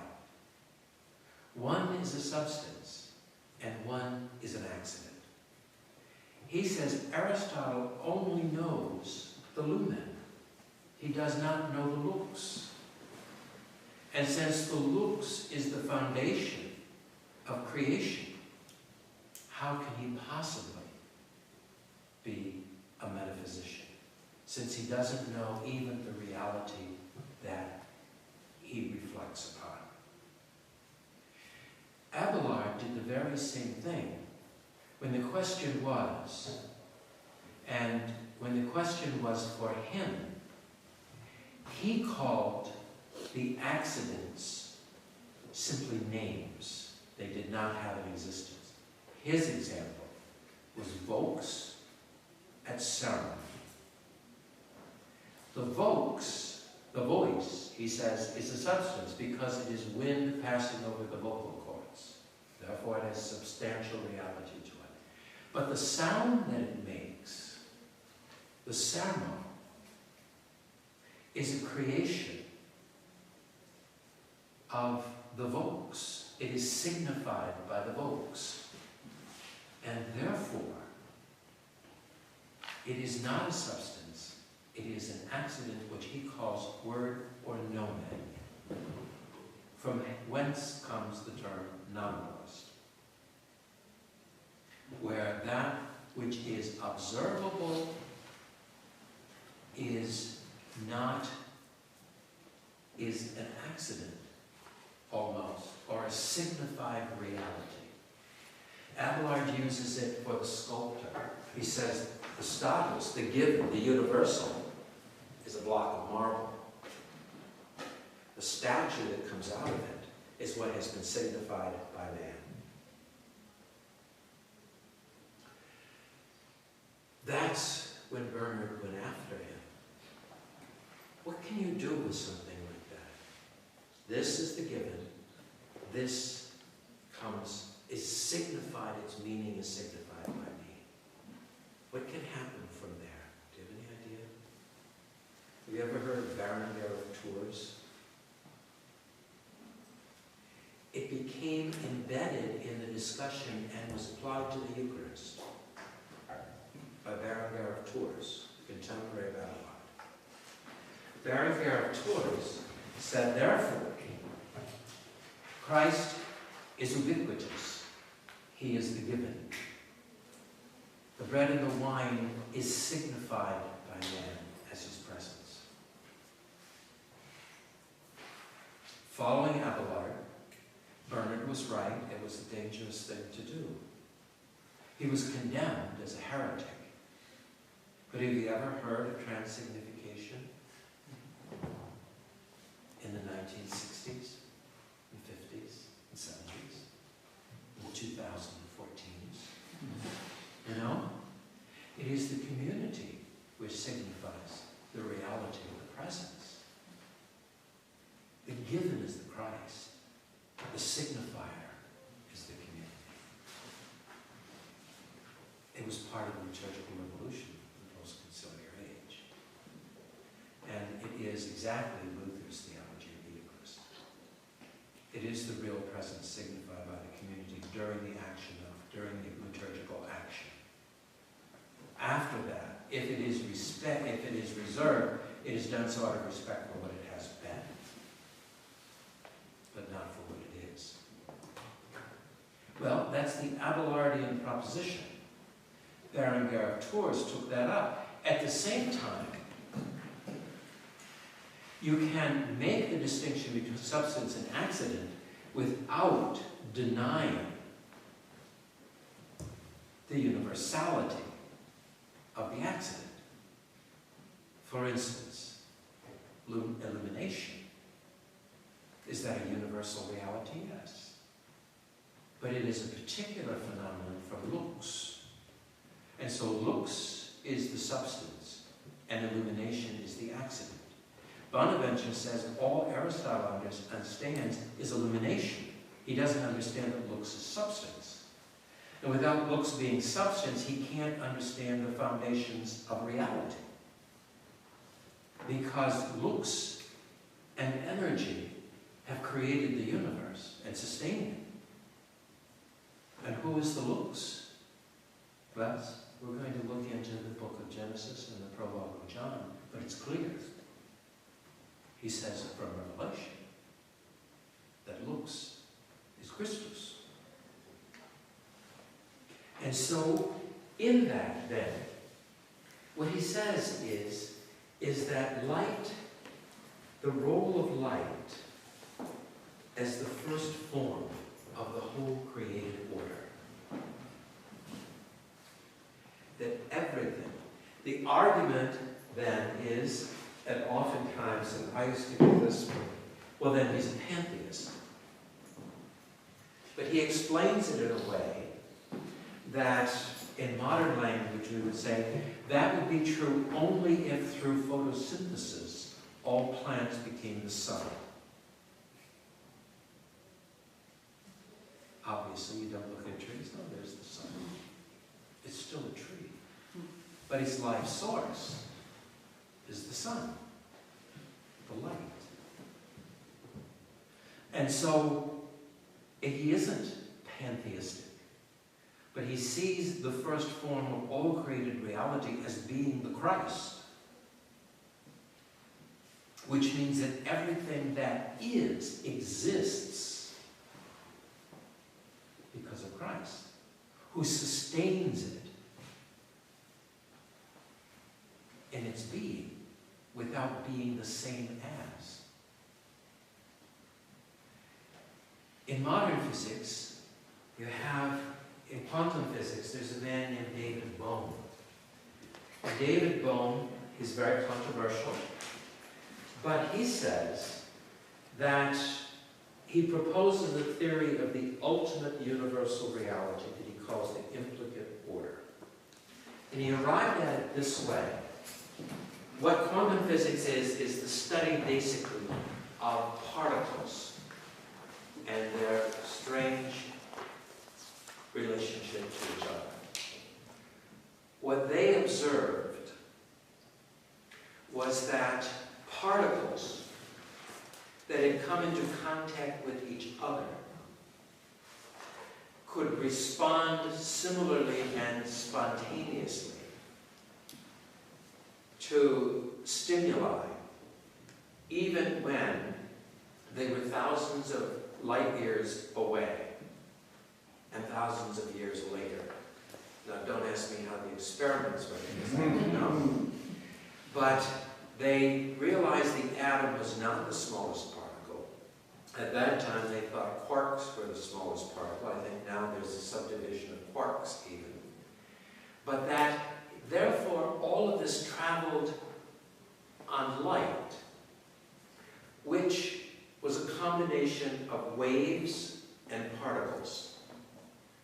Einstein discovered the wave dimension of light. Quantum physics deals with a particle. So what he's saying is that traveling on the waves of light are particles of light that are interrelated with each other thousands of light years away and thousands of years later. What Bohm says, there must be something deeper in reality than what we observe that sustains this relationality among particles. He calls that, whatever it is more deeply, the implicate order. And so he says, beyond the observable phenomenon of particles in the universe and light in the universe, which sustains the motion of the universe and sustains the order of the universe, light itself will break into particles which waves carry, and that is measurable. And that, therefore, there must be something beyond that sustains the relationality of the particles of light. He calls it the implicate order. And so he was perplexed by that.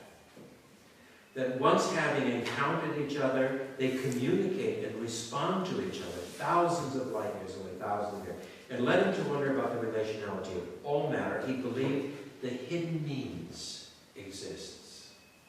Something is hidden in the observable. And he went further to speculate that space and time might actually be derived from an even deeper level of objective reality. The reality he calls the implicate order. It is an ultra-holistic cosmic view that connects everything with everything else. In principle, any individual element could reveal detailed information of any other element in the universe, because it is an unbroken wholeness of the totality of existence as an individual flowing movement that has no borders. All reality exists in relationship to all else as it flows from a common source. For him, space and time might actually be derived from this deeper level of objective reality, that is, from the implicate order. He goes on to affirm that the implicate order has been recorded in the complex movement of electromagnetic fields in the form of light waves. Such movement of light waves is present everywhere and in principle enfolds the entire universe of space and time. So say again, this sounds like it's going, the world is eternal. well, we're not saying, what if the objective reality, which enables the relationality of the universe, ceases to do so? Because he's going on to say that it is that it has consciousness. That's the Christ. Well, yeah, that's what Bonaventure says. Sure. It is the Christ. But and then what you just said is that that source could stop sustaining. If it has consciousness. And then could have started sustaining that. If it has consciousness. And he said it moves toward consciousness. The whole thing moves toward consciousness. Which is interesting because Bonaventure says that the cosmos is a glimpse of the consciousness of God. Bohm says this whole order moves toward consciousness, flowing out of this objective reality that is the author of waves and particles, which constitutes the universe. The body of Christ. Right. So, with the implicate order, I'm choking here.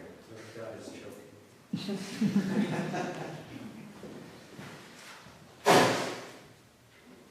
a coffee? No, thanks, I'm all right. With the implicate order, there is a totality of forms that have an approximate kind of recurrent stability and separability. It is these forms that Bohm claims makes up our manifest world, the world as we see it and know it. He goes on to say that the implicate order's energy is what he calls the hollow movement. That is the ultimate ground of the unknown totality of the universal flux. It is this extension of the implicate order into a multi-dimensional reality.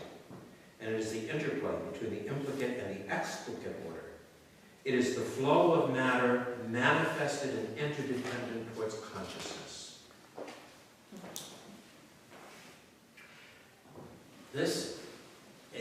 There's books by him, and if you go in implicate order on the internet, you'll get a very good summary of it, of about 5 pages. I have that somewhere here. Actually, it's right here. And, I don't know how many, 7 pages. And it's a fine summary of the whole issue. So, this theory sounds somewhat similar to Bonaventure's emanation and exemplarism.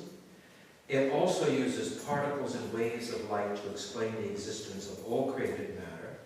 Light is not a marginal element of reality. It lies at the root of all reality, interestingly enough, as both John and Genesis affirm. So, coming from the scriptures, this notion of light as the foundational reality of the created order is developed into Bonaventure's metaphysics of light, which is the emanation of light as the foundation of the created order. We know in modern physics that light as wave and particle are in fact the sustaining realities of the cosmos. And what Bonaventure does then is he takes that. For Bonaventure, there is an underlying substance that is the first form of all being and enables a progression or multiplicity of forms. In studying Aristotle, you have no multiplicity of forms. There is prime matter and substantial form.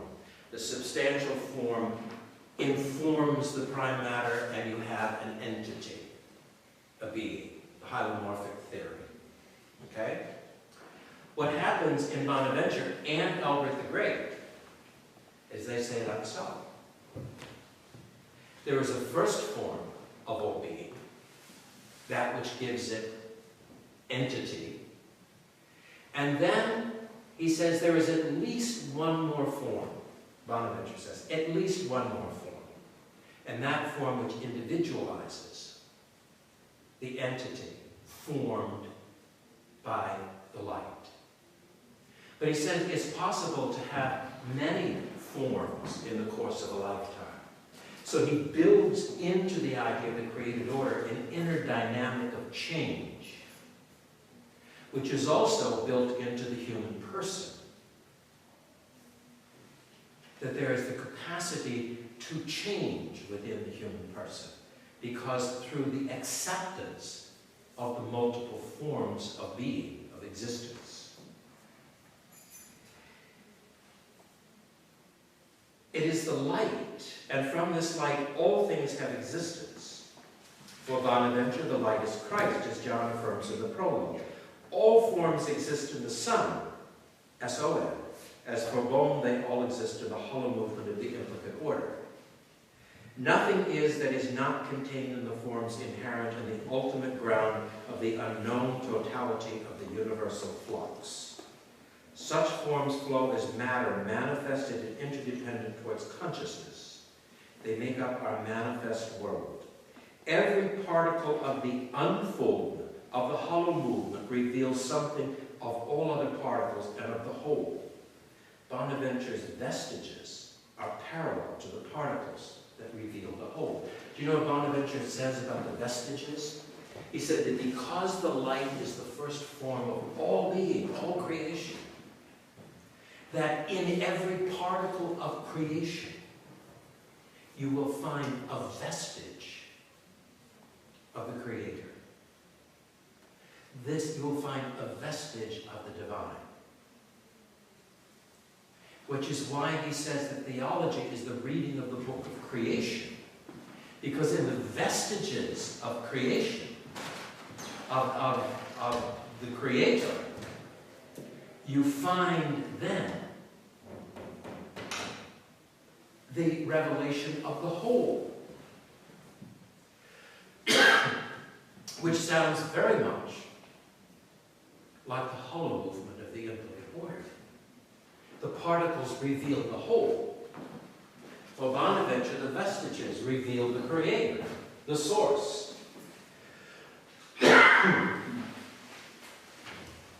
And so, as a similarity of vision moves from theology to physics, it is difficult not to understand that there is a unified intuition within the human mind that moves toward disclosure of reality in different ways and in different times.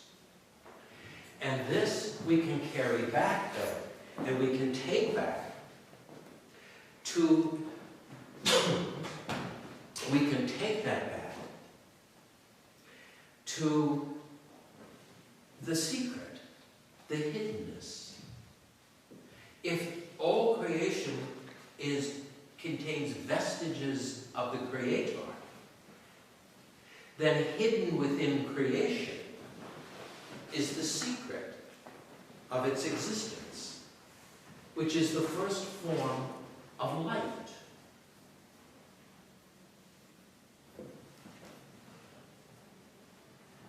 The light, as we know from Genesis and John, is the Christ, the Creator, the one through whom creation comes to be. We had then, this is going to lead us into a look at the Trinity in Bonaventure. Who is the Christ? In his Trinitarian theology, we have to look for that. But here, what we have when we talk about Bonaventure as a mystical theologian, what we begin to see is that he is conforming in a way to the understanding of mysticism of the fathers and explained by Louis Bouillet in the 20th century. It is from me, hidden, lip-sealed secret that has always been able to be found through Scripture and sacrament in the Church. Now, if in fact the whole created order has the first form of light, and that it has vestiges of the source, then created, we'll see this when we get to Bonaventure's sacramental theology, then what we'll see is that the created matter used for the sacraments is itself a revelation. It contains the hiddenness, the secret of the Christ. The same way with Scripture. When you read Scripture, you read, for instance, in the first verses of Genesis, you encounter Father, Spirit, and Son, who is light, and Word. And so hidden in something the Hebrews could not discover, because Word and light had not yet been revealed, the idea of the Trinitarian formula of the first few verses of Genesis are not then in any way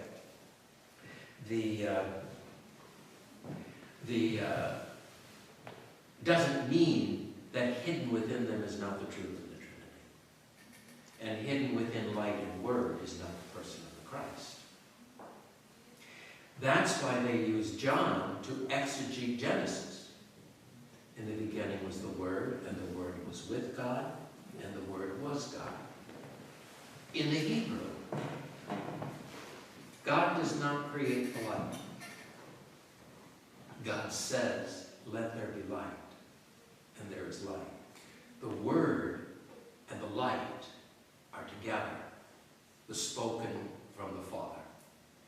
In all the other phenomena of creation, and so God made the earth, and so God made the heavens, and God made, the crawling things and the plants and all this kind of stuff, but not light. He says, he speaks the word, and there's light. So in John, where it says that in the beginning was the Word, and the Word was with God, and the Word was God. He was in the beginning with God, and through him all things came to be, and without him nothing is made, and he is the light. So they say the prologue of John is the exegesis of Genesis. That's what Grosseteste says. That's what Bonaventure says. Then Grosseteste gives it its physical, substantial, cosmic understanding. It is that which touches energy to create. So it is through the light that God creates in 13th century physics. And so Bonaventure says, and the light is Christ. So the first form, as we know, in the modern world, light is the foundation of the whole created order. So too for Bonaventure was light foundation. Put into scholastic terms, it was the first form of the created, of the unfoldment, Bohm would say, of the whole movement, was light and energy. So, what we have then is that there is this human ability to ponder creation, and in that to uncover the secret, the mysticals of the created order. And then from there to reinterpret this in the scholastic medium of light, of form and matter. In so doing, Bonaventure says that the matter reveals its first form, which is light, which is the Christ. And so to reflect theologically is to read the book of creation, the book of the vestiges. And each one of them will lead us to the secret, to that which is hidden. The process, therefore, is what Bouyer has defined as a mystical process. And in so doing, then, it is the revelation of the hidden, the secret. Which is why then, when you move into the world of sacramentality, what you're moving into is the moments of revelation of the vestiges within the community itself. That which is the first form is that which is the foundation of the created order, of the reality of the created order. Do you have any questions? That's the new language, and part of the new language, sacrament. Yeah, but this is. I don't think that. See, new language has to be, in some sense, experiential language. But you can't lose your anchor.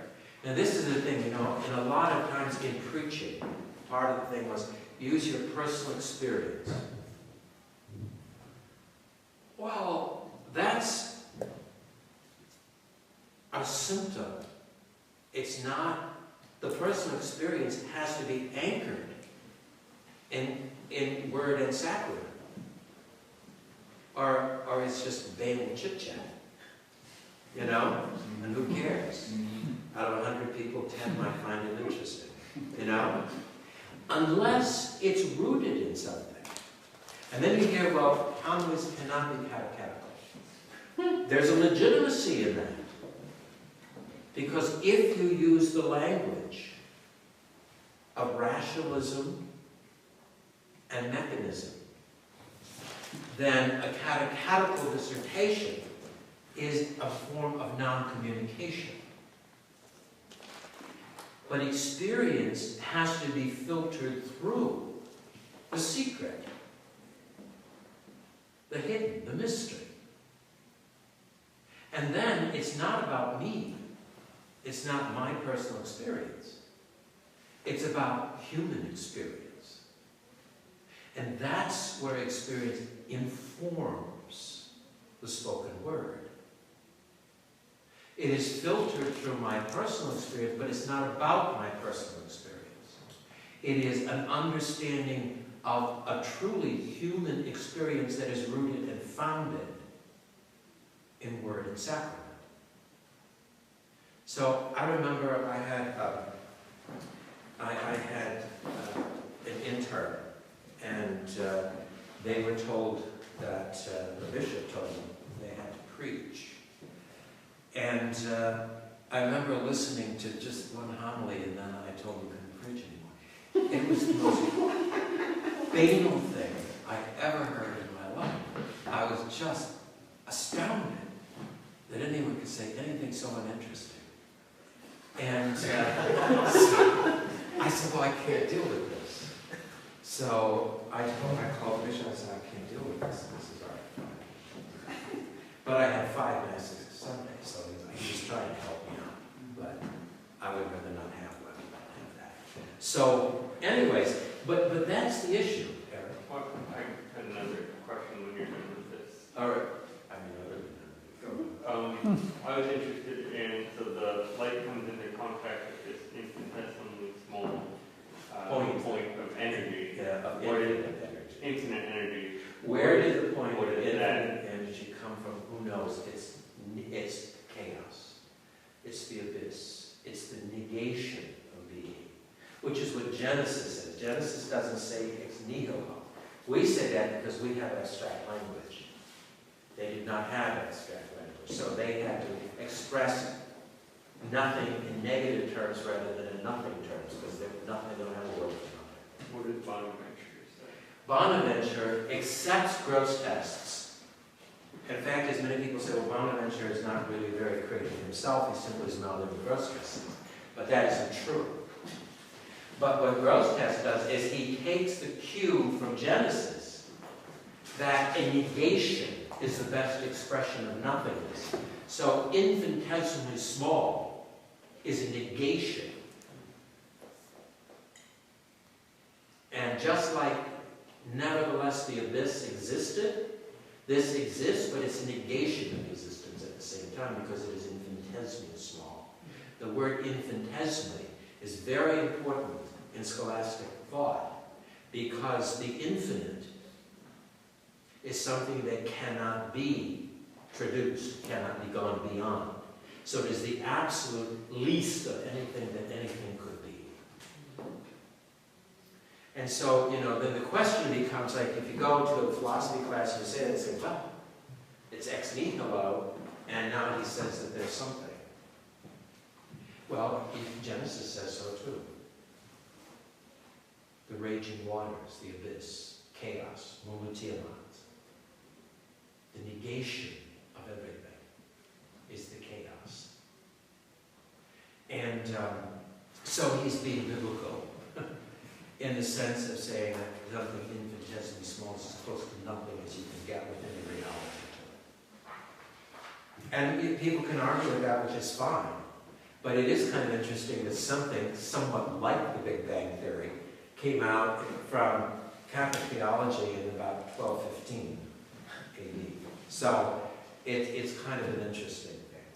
But that's what it's about. So basically, Christ, as the light, does create from the most nothing you can get to be nothing.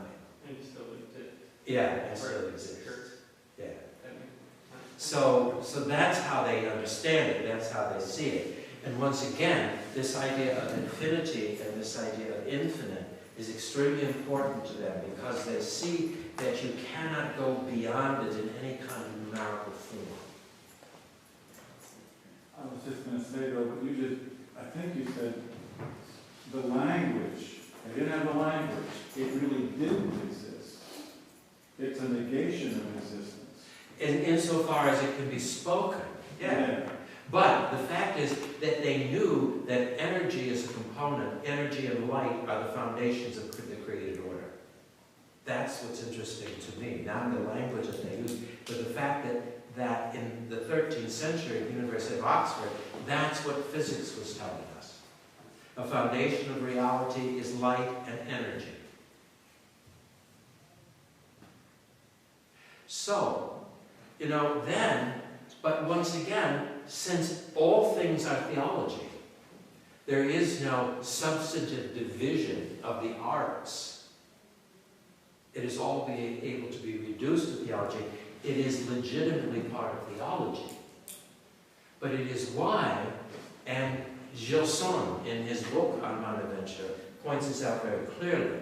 This is the foundation of Bonaventure's challenging of the Aristotelian curriculum. It does not know the foundations of reality. So how can you impose it on the College of Arts?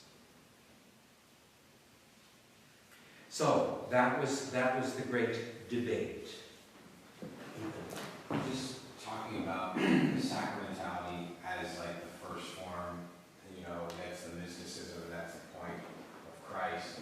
How would we describe it in a person's experience? For example, like baptism, is that them entering into the moment of Christ, like the beginning of? It is the revelation of that which is hidden within the created order. And the church signifies the element as being a symbol of that. Symbol is another word that's very, very important.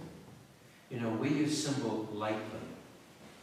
Even in contemporary German theology, there's such a thing as Realsymbolität.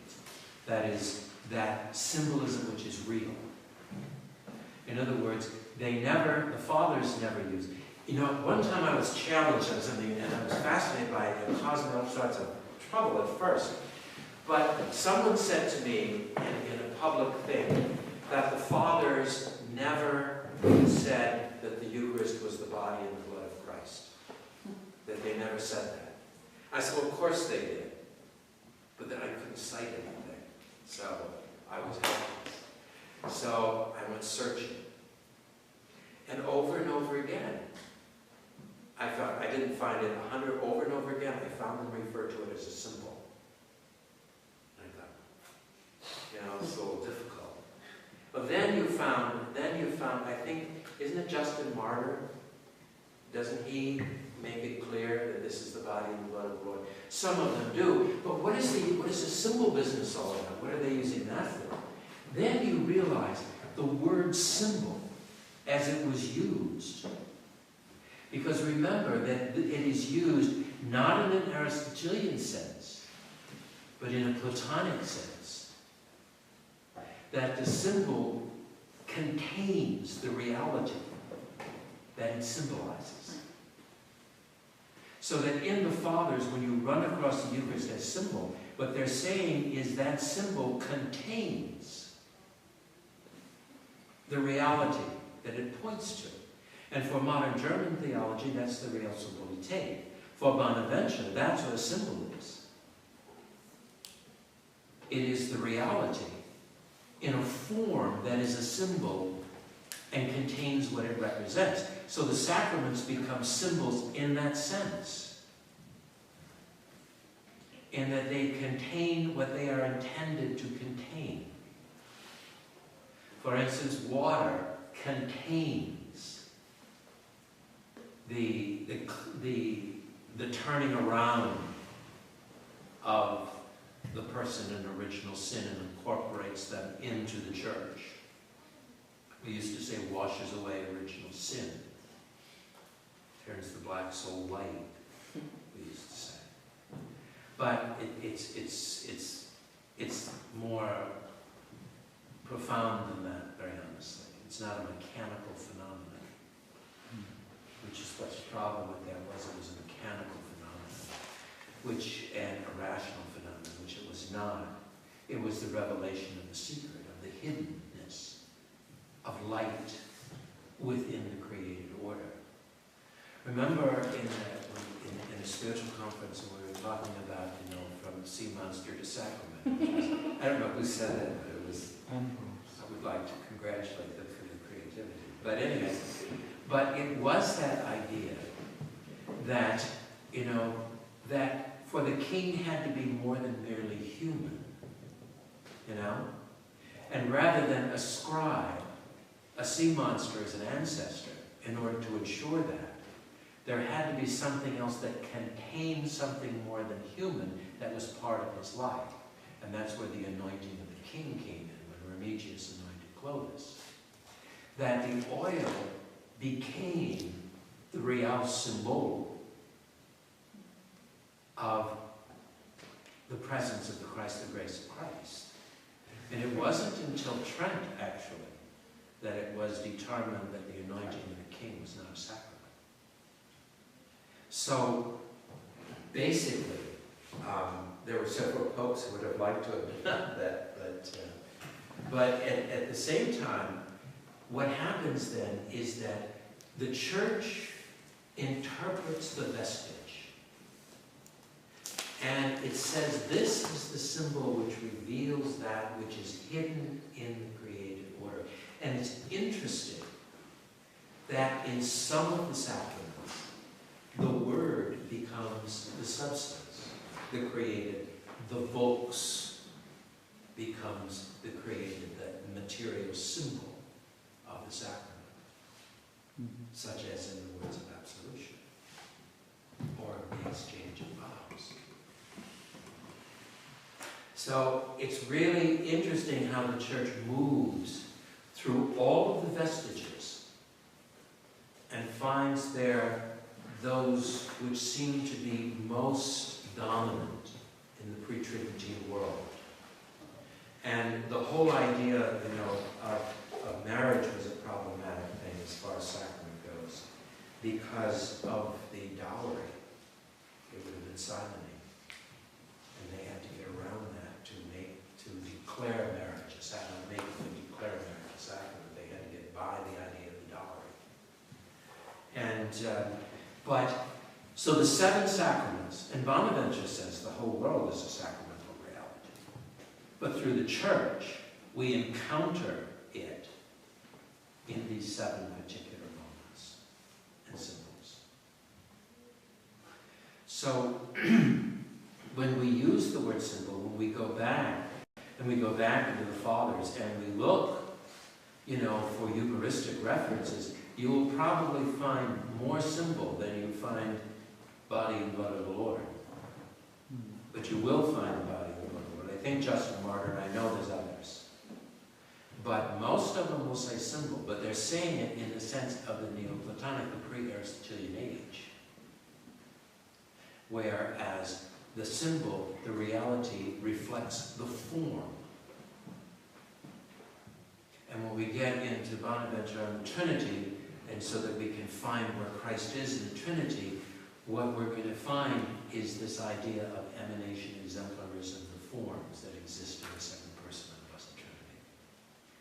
And so we find then becomes strongly Neoplatonic. But even at that, emanation seems to be more easily related to the unfoldment of the hollow movement through light than this pure causality. But all of that is another place to go, which there's no reason for us to go there. Is there anything else? Any other questions? questions? In any way? Okay. Then let us just move on just a little bit with the idea of the impact of the idea of the forms that are emanated and that create the material realities of the created order. While the form gives rise to one specific being, but in forming a specific being, it prepares or disposes matter for new possibilities. Now, this is something when you read, when you read in some of the things. There's a book called Beyond Mechanism, and I gave you one article out of that, which is David Bowe's article, because we're going to come back to all of this at a later time when we get into the theology of the Christ. That basically, what happens is that Schindler argues in his introductory article to that the idea of inanimate matter was foreign also to Aristotle, who saw basically within matter the potentiality for a dynamism, a motion, a change. So that to block that inherent change is somehow or other to lock all created matter into kind of into a static reality rather than a dynamic reality. For Bonaventure, for instance, the human soul could not be united directly with prime matter without passing through intervening forms. In the reduction of the arts to theology, he says, anyone who says that is unreasonable and insane. So he feels strongly about that, apparently. And as an analysis of the created order, the idea of a constantly changing reality within ourselves and around us would be one of the arguments that they would use for the multiplicity of forms. That, you know, if you have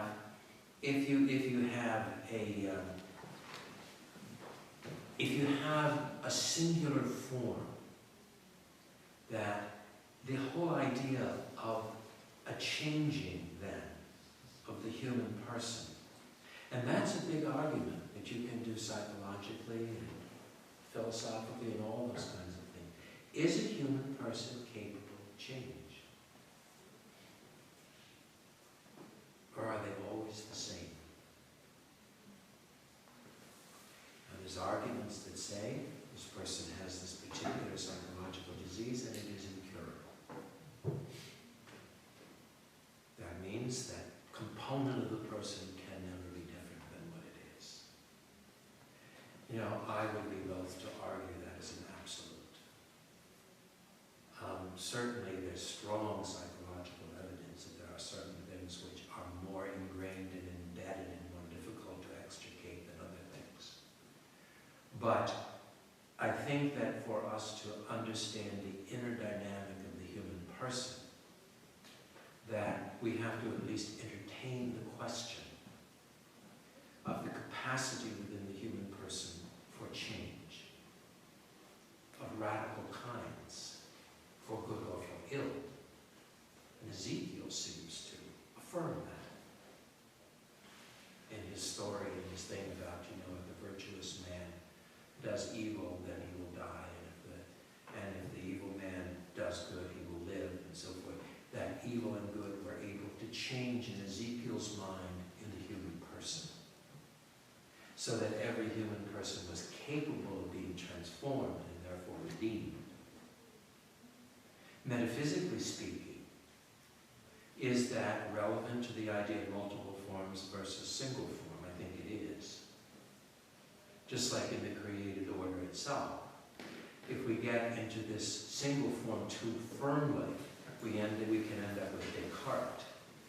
But the idea that matter itself is inanimate and everything is simply moved by mind, which then leads us into a mechanistic world, which gave us a lot of conveniences, which did not reveal to us in any way, shape, or form the truth of the universe, of the world in which we live. It just gave us conveniences.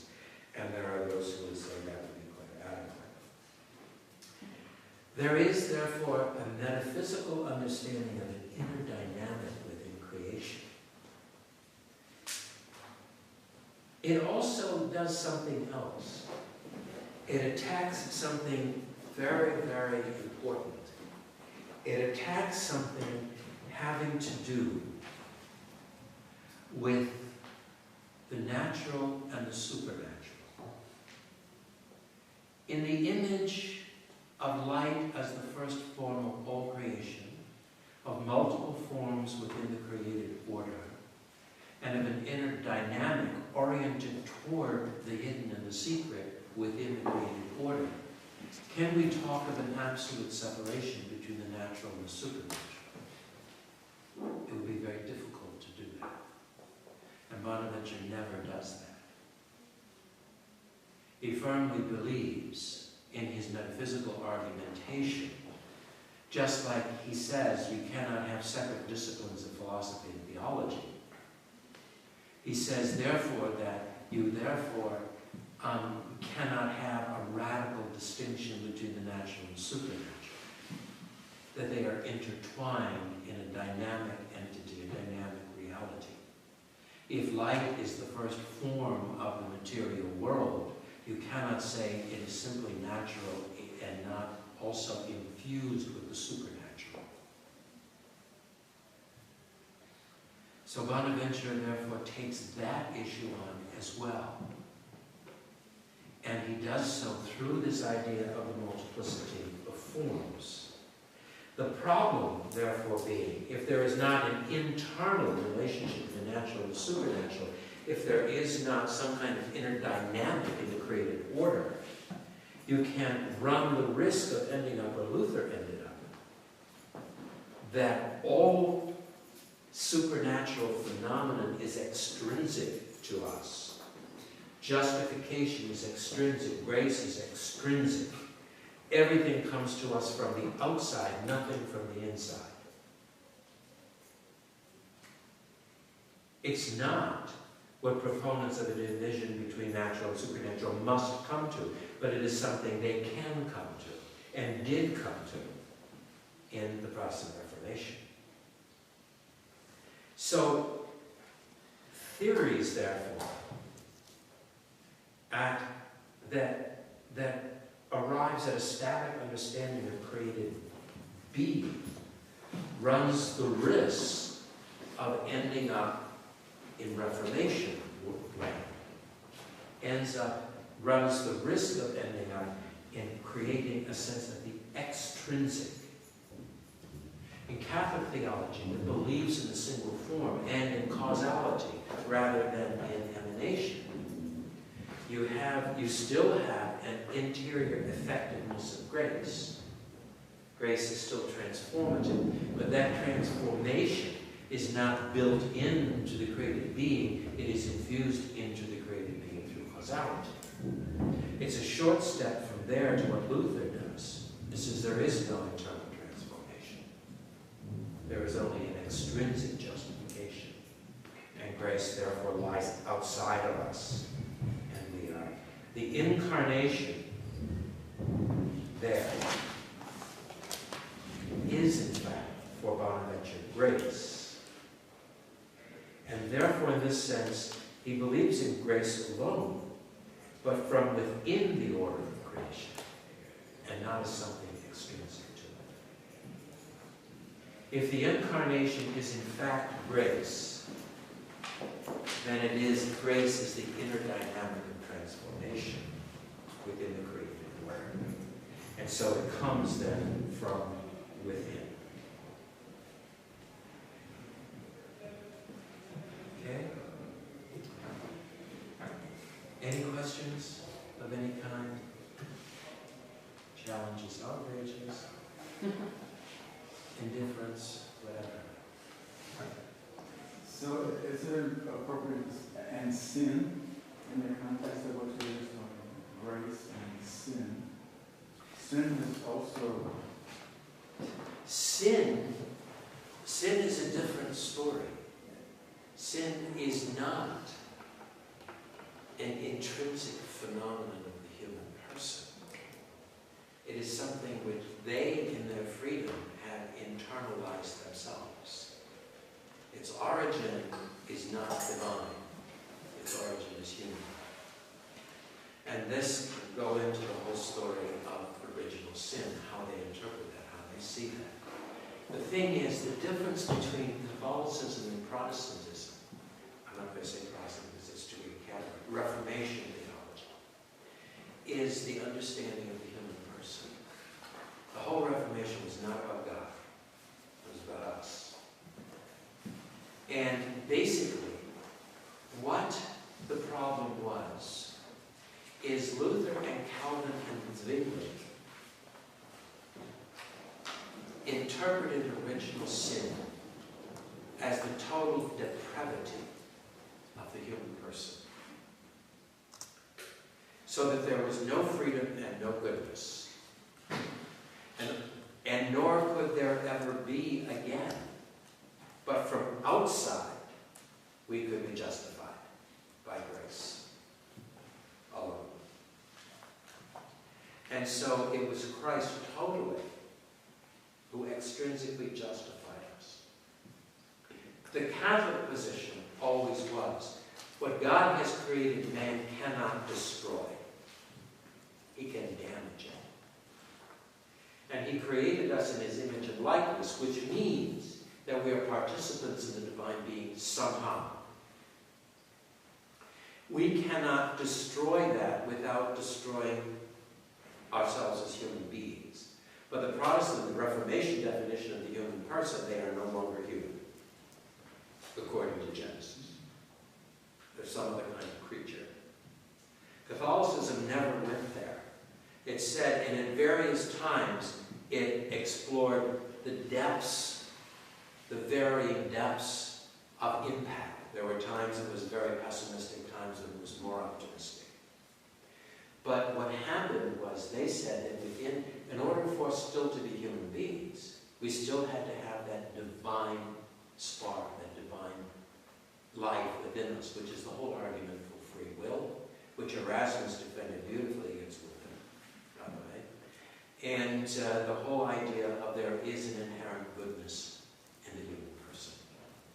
That no matter how bad the damage is, that element remains, and therefore it is possible to touch that and to convert, and grace to touch that and transform the human person.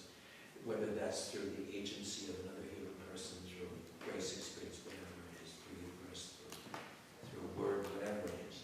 So that the human person always was a participant in salvation. That's interesting. St. Francis sees that. Remember we talked about, for Francis, we are redeemed, but we are not saved. Because saved takes salvation, means there must be a response. Well, if you're depraved, you can't respond. So we always have held that.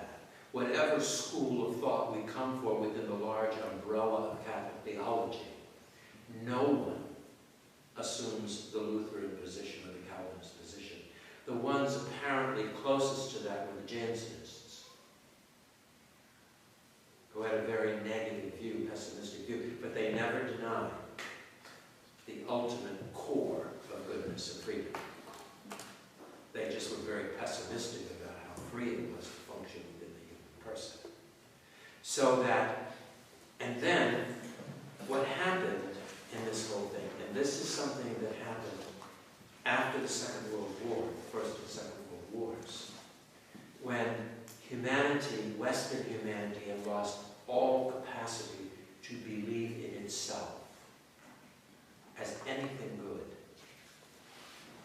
It played right into the Protestant mode, which led immediately to, and had been leading there since the 19th century, into nihilism and existentialism, a la Jean-Paul Sartre, and so forth. Catholicism's task, as theologians sought was to reconstruct a positive image of the human person and restore confidence. Certainly Karl Wojtyla did that in the Theology of the Body, Veritatis Splendor, and so forth. He was part of that movement. Rahner was part of that movement. But with his whole concept of self-transcendence, he went so far in the reconstruction of the human person that it kind of minimized the role of the Redeemer, the role of Jesus. And he developed Christologies, trying to reintroduce Christ into the process of the rehabilitation of the human person. That caught in Germany and here. And what it did was led to our sense of ourselves as excellent autonomous beings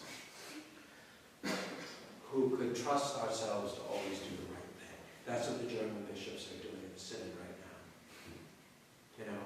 And that's what we're doing right now to a great extent. So it was overcompensation. It will have to level itself out because our experience is not going to be good from this over-sense. That's why the Eastern Church can talk about the divinization of man, and they can mean it in this interior biblical sense. If we did, we've already done that. And we live with the illusion of our divinity, you know, that we can do anything and it's all good. So we're still, therefore, in the aftermath of the Second World War.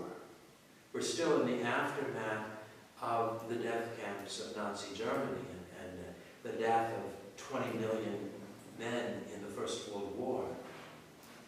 And Russia's in the midst of that too. Russia lost how many men in the First World War? I'm told more than 20 million. 20 million in Europe. How many in Russia? More than that. We're all recovering from the trauma of a confrontation with the Calvinist proposition. And we don't want it to be true because it isn't true. But we have to move back from it. Wojtyla moved much more carefully and deliberately and subtly and nuanced. Rahner moved very quickly and very completely. And so, of course, did some of the others, Schillerbecks and others. Schillerbecks went back to Abelard and gave us the power of creating the Christ, you know, as a community. And so we went through this, and that's the spirit of Vatican II. It isn't like the documents said this, and this. The documents have anything to do with that. What that is that it is the rush of the compensation for the horror that theologically was proposed from everyone from Karl Wojtyla to Karl Rahner to Edward Schillerbecks and to the rest. The only one who balanced all that through was Joseph Ratzinger, who never got on that bandwagon. And von Balthasar spread it out so vastly that you couldn't come to those kinds of conclusions from what he said. But that's what the issue that we deal with here, on this idea of the inner dynamic of the divinization in a way of the human person through the light. That's one of the dangers of the Bonaventurian method, that you have to, in some sense, espouse the mystical and not the purely rational, or you don't read him right, and you misinterpret him as a 20th century enthusiast, optimist. Because that's why we went through all this stuff about mysticism and methods of reason, all that. So you have hermeneutical tools with which to read him so that he does not end up where he wasn't. Which if we impose the modern discussion on him, he might. And this was what was perceived already by Leo XIII and by John the 22nd. that they were afraid of where this could lead, because the hermeneutical tools of understanding are not matters of public consumption. And whereas Thomas was therefore much safer, because it did not engage this other understanding of creation in the human person. So things work in tandem, you know, things within the church are cooperative ventures. But if you just picked up Bonaventure and you talked about some of the things that were the lack of real distinction between supernatural and natural, the idea of the infusion, you know, of the first form of all reality and everything, you know, you could just be a very serendipitous world, you know, just like we're in. We think everything's okay because it's going to be great. But that's not what he says. And so you have to develop the tools to read it. And that's something that the modern academic world does not really equip us for. And that's why I think, for instance, that like reading someone like Descartes, reading some of the deconstructions, and reading some of these other people, you see some of the issues of language and conceptual forms that enable us to move into other places that maybe we couldn't go if we just went in without knowing what we're doing, because we are programmed in a certain mode of thought. To impose that on something that doesn't work that way is to misunderstand it. So you have to go back and develop the hermeneutical tools. And not only do this with Bonaventure, but you have to do this with all of them. Anybody of substance. Because they're all seeking one thing, the Christ. But what is the most suitable way to do that? In the midst when the tide has receded and we stand on the barren beach, and the language of man is decimated, and the logos is broken in our mouths. Where do you go? All I think this adventure is here's a possibility of a place to look. And there's other possibilities. And that's von Balthasar's strength. Go to literature, but read it like it's supposed to be read. Go to art, but see it like it's supposed to be seen. Go to music, but hear it like it's supposed to be heard. You know, and that takes a lot of effort on our part. I think one thing that we have to be careful of is we're not setting up hostilities within the tradition of the church.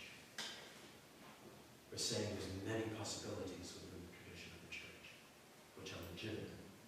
And some of them very stunningly beautiful. And some of them more manageable. But it's important, I think, for us, those of us who, seminarians and priests, that we go to these places and we search and we look around and we see what we can find. Because we have to be equipped in ways that, you know, the challenges are great. So, anyway. So, until next week. There you go.